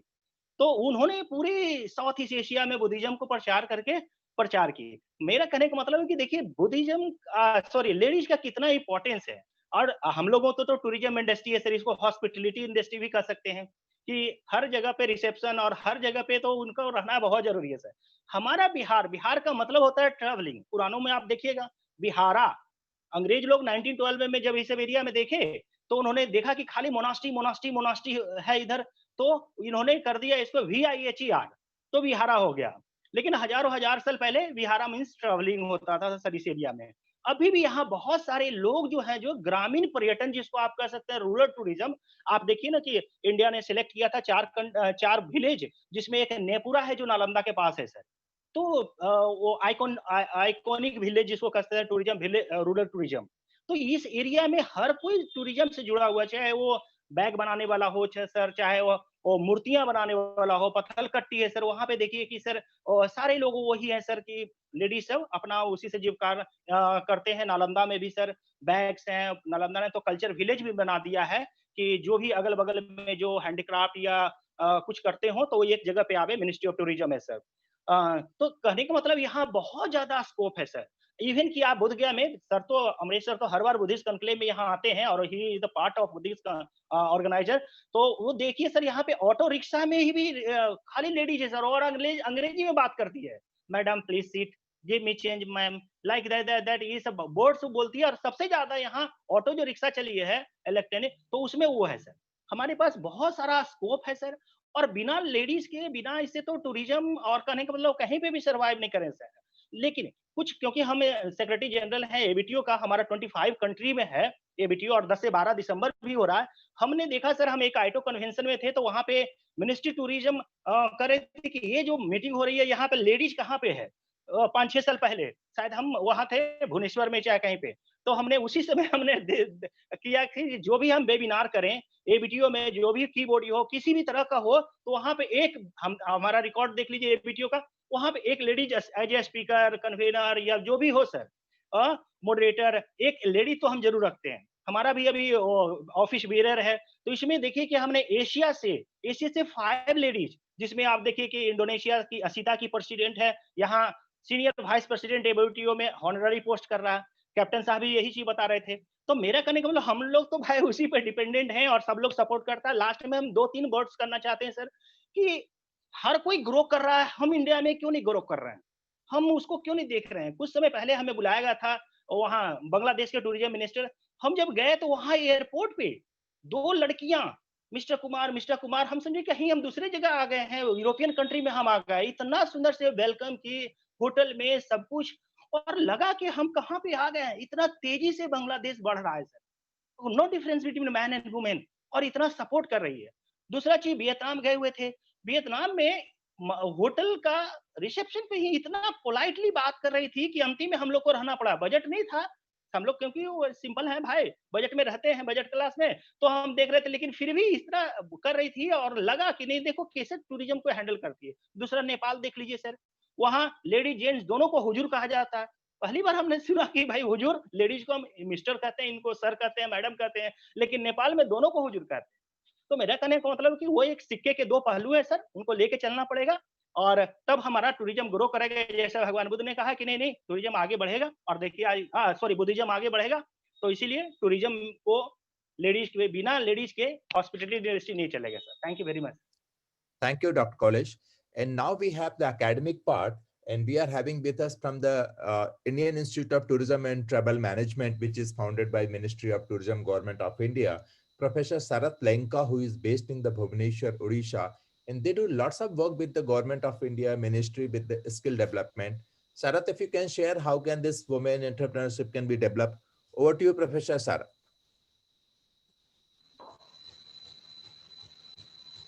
Professor Lenka.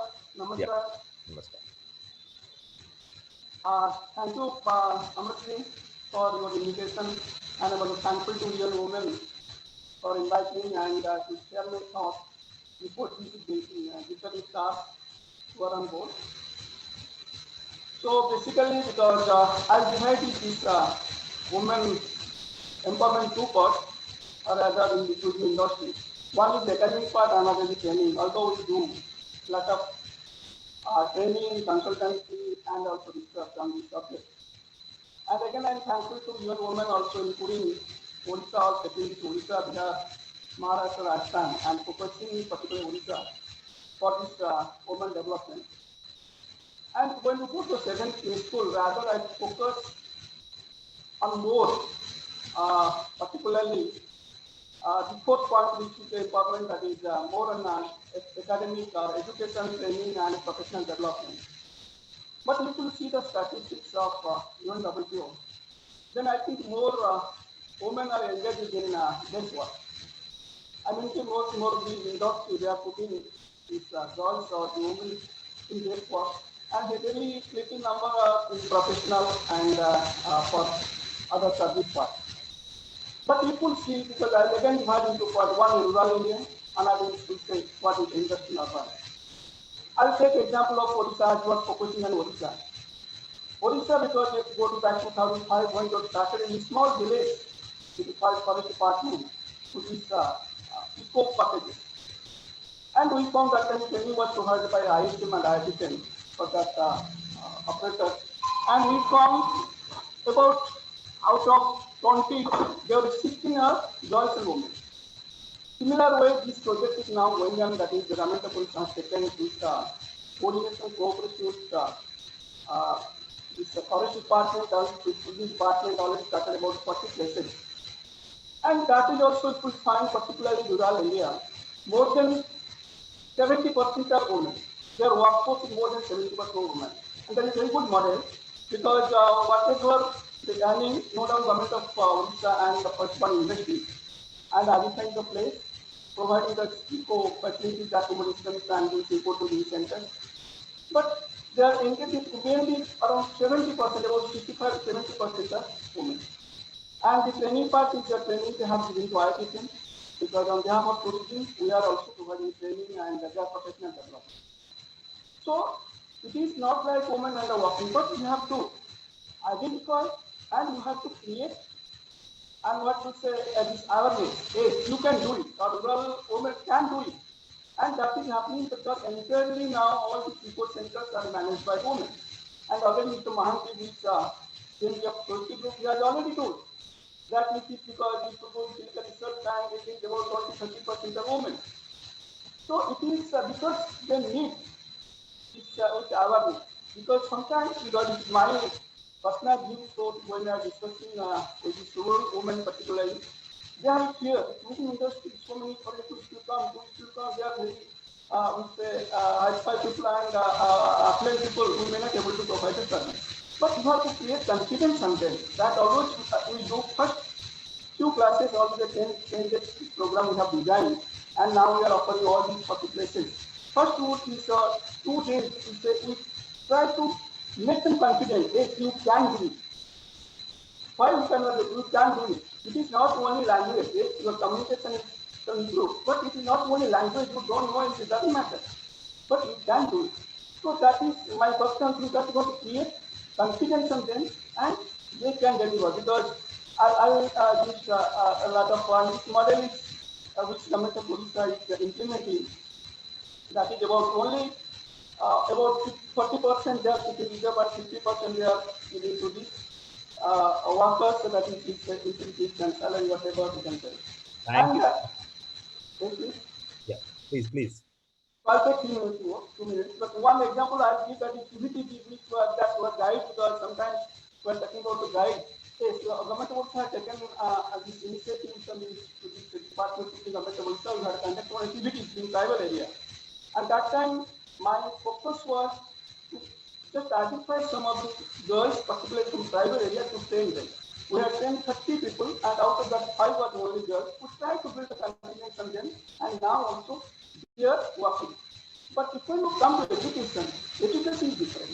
Education, no doubt, lot of girls would come in, but initially, if you take our intake, about 30% to 35% of girls in this lab, the radio program, DJ program. But after computer education, they are joining industry today, and after marriage, they are leaving the job and they are the public. So this is majority. That is the serious situation in this academy. But I think now this women area should focus on particular rural area to train and professional development for women for this area. With these words, again I thank you all, and particularly Amnesty and even. Thank you, Professor. Thank you, Professor Lenka, and you had very thoughtfully given your wisdom. Now only have we have two more speakers from the tourism side. The next speaker is who is working in the last 30 years at a very grassroots level, at a village level in the interiors of Rajasthan, and he knows in and out about the Rajasthan, and especially in the Chittorgarh and that region, he is working lots. Mr. Farooq Qureshi is with us, who handle the the tourism arrangement and ground handling for the tourists coming to the region from last 25, 30 years, and he's the well-known personality there. Farooq, over to you if you can share your experience and how we can look into this. Farooq Qureshi, please. Uh, Good morning to everyone.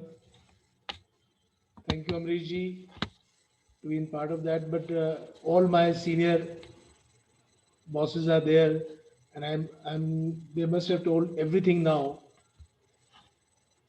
So I don't think so I have to say anything because all my senior colleagues and my senior bosses say everything about that. I just say thanks to you. Thank you, Farooq. If you are wanted to reserve your views for the later on. From the industry side, I want to sum up by the Ashish Gupta, who is the consulting CEO for the Faith, and very well-known personality, and is representing the government of India in the policy strategy making.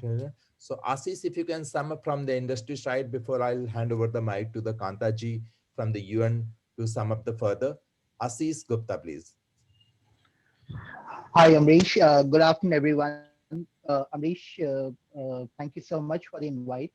Good afternoon, all. I think this is an extremely critical and a very timely topic. And we have heard such fantastic stories about the kind of examples on the ground root level.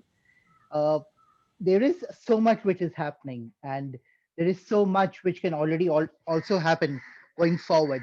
So I think it's very important that so many of these individual examples we need to create some kind of an institutionalized process, the way you and women mentioned. And I think one of the key steps to that is increasing more alignment. How can there be a better alignment between government and industry to create more women as part of the either women enterprises or women-led enterprises? Similarly, so within the industry itself, across the tourism value chain, not just hospitality, but tour operations, travel agents, transportation, how can we align our system to ensure that women are in a position to participate? Because merely symbolically talking about having women as in workforce, we need to move from that and create systems so that alignment is necessary. Second, we need to move towards creating an aspiration for women to join this particular sector. As was rightly said, there are some who join because of a lack of alternative. But we need to work towards creating an aspiration to ensure that this industry can create those level of opportunities for women across all levels. The third key aspect is we need to create action-oriented programs across the whole value chain, be it travel agents, tour operations.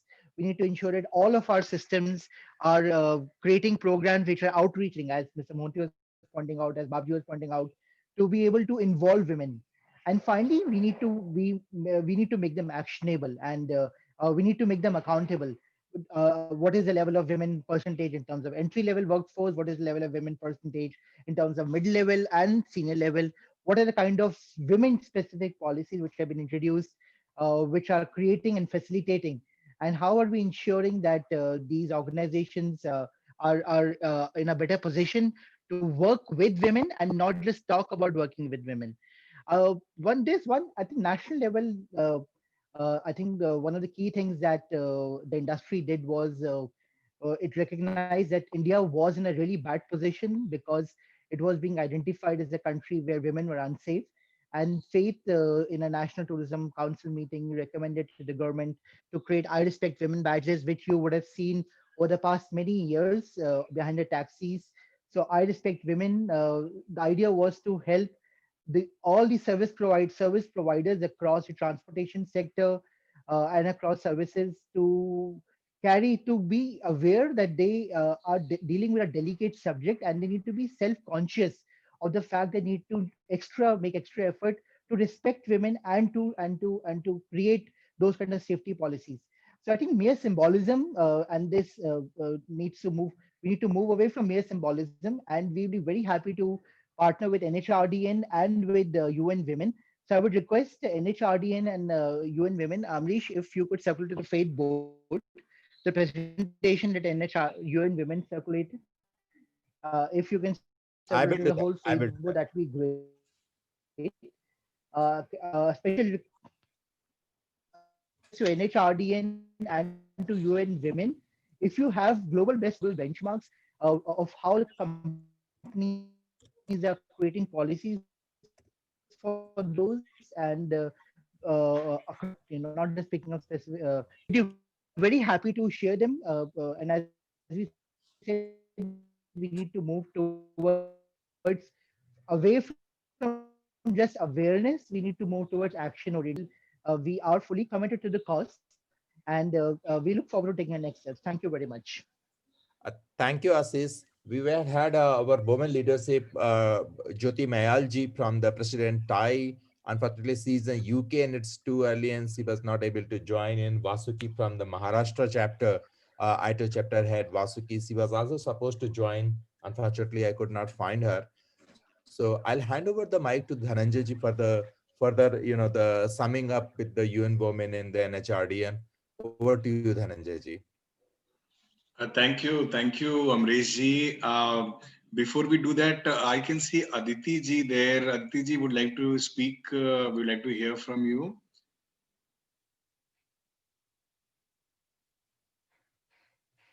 Request you to kindly unmute. Over to you, please. Thank you so much, Anish. Good afternoon to everyone. Well, I've been listening to this talk for the last 1.5 hours and more. And first of all, I thank you all for inviting Tafi. I'm the Secretary General for Travel Agents Federation of India. And to express my thought, I would first say that women empowerment firstly begins with the state of mind of a woman. If she feels empowered, everything else changes. And I think that's where the real beginning happens, which will come with education and exposure which can be given to her. We are concentrating a lot on our talk. In our talk, also, I've seen that on the urban woman through in hospitality sectors or in the travel tourism sectors, but we really need to concentrate on the rural women to make a change in India. If the rural woman goes through a change, the entire society changes because a woman would change her family, and that family would in turn make a difference in the entire fabric of India. I think it is very important that through tourism we try to reach out to the women, uh, where the government of India should make special give special privileges to such kind of education. In fact, many years ago, I think in 2000, uh, I was very fortunate to have interacted with Maharaj Sri Gaj Singh Ji and Jodhpur, where I had taken children from various villages for a program which was called Friends of the World.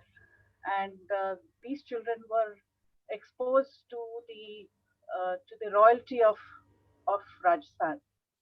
And Gaj Singh Ji was very thoughtful in taking these children to see a polo match, which they would have never seen in their life. And this kind of exposure and all the other things that we did on that particular tour had changed these children, where they went back to their homes and they made a difference in their homes and in their surroundings. So this is the same thing which I'm trying to refer to where it is concerned with women. First of all, a woman can do well if the family and her partner, her husband, supports her. So first and foremost, the education should start from there, that the family and the partner is also educated about the need to support the woman to be able to achieve more. And once she is able to do that, she is definitely going to make a difference in everything that she does. because that exposure leads her to not only giving much more to the society, but also making herself more self-reliant. Uh, I would like to say that where government of India is concerned, I think we should adopt certain policies which we see in the outside world. Like when we go to Thailand, we have tours which are directed via their gems factory or through their batik factories, which is a compulsion. If you don't visit them, the travel company does not get the required concessions. And this should be also incorporated into Indian tourism, because this would definitely help the women who are participating in all the arts and crafts to get an incentive. Through this, I think even tourism increases because there is so much more that they can see. I would like to also say that women make a big difference, and it should start from the family. It should start from home. If every male decides that he is going to make sure that the woman in his house or the women around him get the due respect, I think India will be a better place. Thank you, Atyaji, and my sincere apology to you. I was not able to recall your name earlier. Aditi is from the Toffee and Secretary General. Thank you, Atyaji. I'm sorry for that, and I just missed your name while reading out all the name. That's all right. Dhananjay ji, over to No you. problems, Amreshji. And I would like to acknowledge that it's already 12:36, so we had blocked everyone's time till 12:30. But the passion, the kind of commitment, the kind of guidance which we have received from starting from Babji to Aditi ji and everyone in between, we don't have words to thank you enough and more.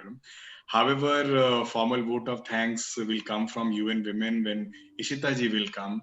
But before that, I would like to hear from Kanta ji and Madhulika ji. Before I do that, I must say that today I am feeling that there is a very humble step today we have taken, and how blessed we are, each one of you. Ideally, I would like to listen to each one of you who are present here. Because of paucity of time, we are not able to do it. But starting from, as I said, Babji to Aditi ji, and in between, the kind of guidance which we have received, how beautiful it is. From Mohanty Babu to UN Women, the kind of this ecosystem which is not only local, but it is also at the same time national, and it is international. And with so much of your voluntary time you all have given, each one of us, so that we can contribute to the cause. So with folded hands, I would like to express my gratitude towards each one of you. Babji, we could not believe that you personally are going to join and bless this and grace this. And likewise, this goes for each one of you. Dada, when it was pandemic period, we heard you when we were talking about HR policies with the industry sector. Goel Saab, I can see him still making notes, such a veteran of this field, and sitting and making notes and sharing thoughts. Rajiv ji, Captain Saab, Khanna Saab, Sharad ji, Ashish ji. Yesterday I had a very good discussion, almost 10 plus minutes with him, Anup ji. And Sohila ji, as rightly Rajiv ji said that if there were 180 signatories, this program itself will double it for at least. I'm sure many of us will have a lot of questions to you. Kaushalesh ji, thank you so much. So beautifully you talked about the importance and the impact of mid-path and impact of women on Buddha's life, and the kind of overall impact the teaching and the principles and the practices has on life. So with this, may I humbly request Kanta ji to share her thoughts before Ishita ji formally proposes a vote of thanks, please. So with same gratitude and gratefulness for each one of you, over to Kanta ji, please. Thank you, Dhananjay, and thank you, everyone. It's one of the most interesting discussions that I've been part of. Not only because it was a very high-level discussion, with very senior leaders, but also because we discussed issues with empathy. We all understand there are challenges. We all understand that there is not only a social, political, but also an economic cause, economic issue here, which women have to be part of. And definitely, as Sohela mentioned, there is a business case for it, and beyond rights. So it makes perfect sense for all of us to consider making a very diverse workforce, and which also includes the third gender. I'm sure many of you know that Lalit Group has also hired many transgender LGBT community people, and they are doing fantastic work. Similarly, I think it's a good example and good practice for all of us also to include them in our workforce, because they have as much as many rights as we all have. They are also human beings. So beyond women, I think I will also request all of you to also consider that. But I'm personally enriched by the discussion we had today, and you have shown us the way. Please allow us to come back to you with a short film which already exists, which Rajiv ji mentioned, and I think the film will be there and will be shared with you, which you can then share with your companies and your employees. I also like what Captain Savdesh mentioned, that there has to be personal commitment there. And Mayer Saab has shown example, and Bhagirathi Foundation and the work that I'm familiar with. We lived in Jodh for 2.5 years, so I'm familiar with the work that you've been doing, Babji. So some of the most remarkable comments that were made by you today, we are going to follow up on some of those advices. I'm again, like Dhananjay mentioned, this. I don't know how to convey to you, but we are very, very thankful to you for your time and your commitment. We will be contacting you and will be sharing not only the presentation, the film, but also will be seeking your advice once again, and see if we can support you in any way. If the government is able to do something, that's one part of it. But if you and women could be part of your journey in some way, somebody mentioned, I'm forgetting who, but working with women may not change the world, but we can change their world. Every woman's world we can change by involving her. So, and that's very important. To us, every woman matters. To us, every human being matters. So we will be committed to working with you and will come back to you. But Ishita will propose the vote of thanks. But I'm personally, on behalf of UN Women, would like to thank all of you for being here today and guiding us. Thank you, Dhananjay ji and Amresh ji.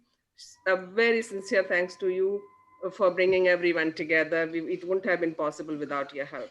And Aditi ji, you came last, but I would like to see more women leaders coming and speaking next time so that they can also give their perspective. Thanks a lot, everyone. Really nice. Ishita. Thank you. And Amresh ji, the way you have stitched it together as the moderator and as the leader, and I have seen when a pandemic was on and lot of challenges we are going through, all of you came together. We had such candid discussions. So thank you, Amresh ji. Words will fail us.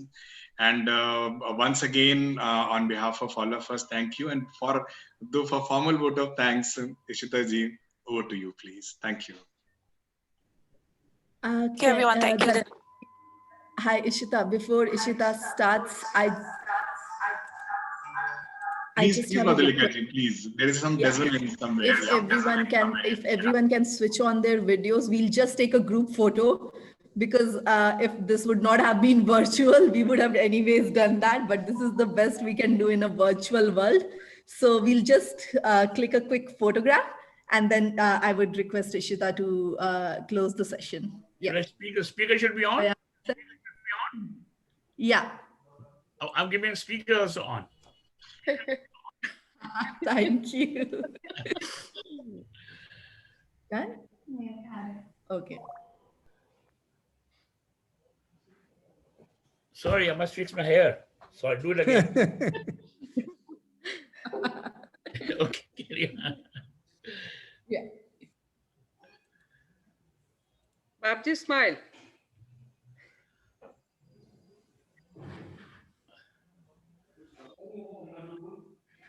वो smile हो गई अब. So yeah. So our comms person tells us it's done. Thank you, Zoya. Over to you, Ishita. All right. I'm going to assume that I am audible. If not, please just leave a message in the chat box, and I'll know that I'm not audible.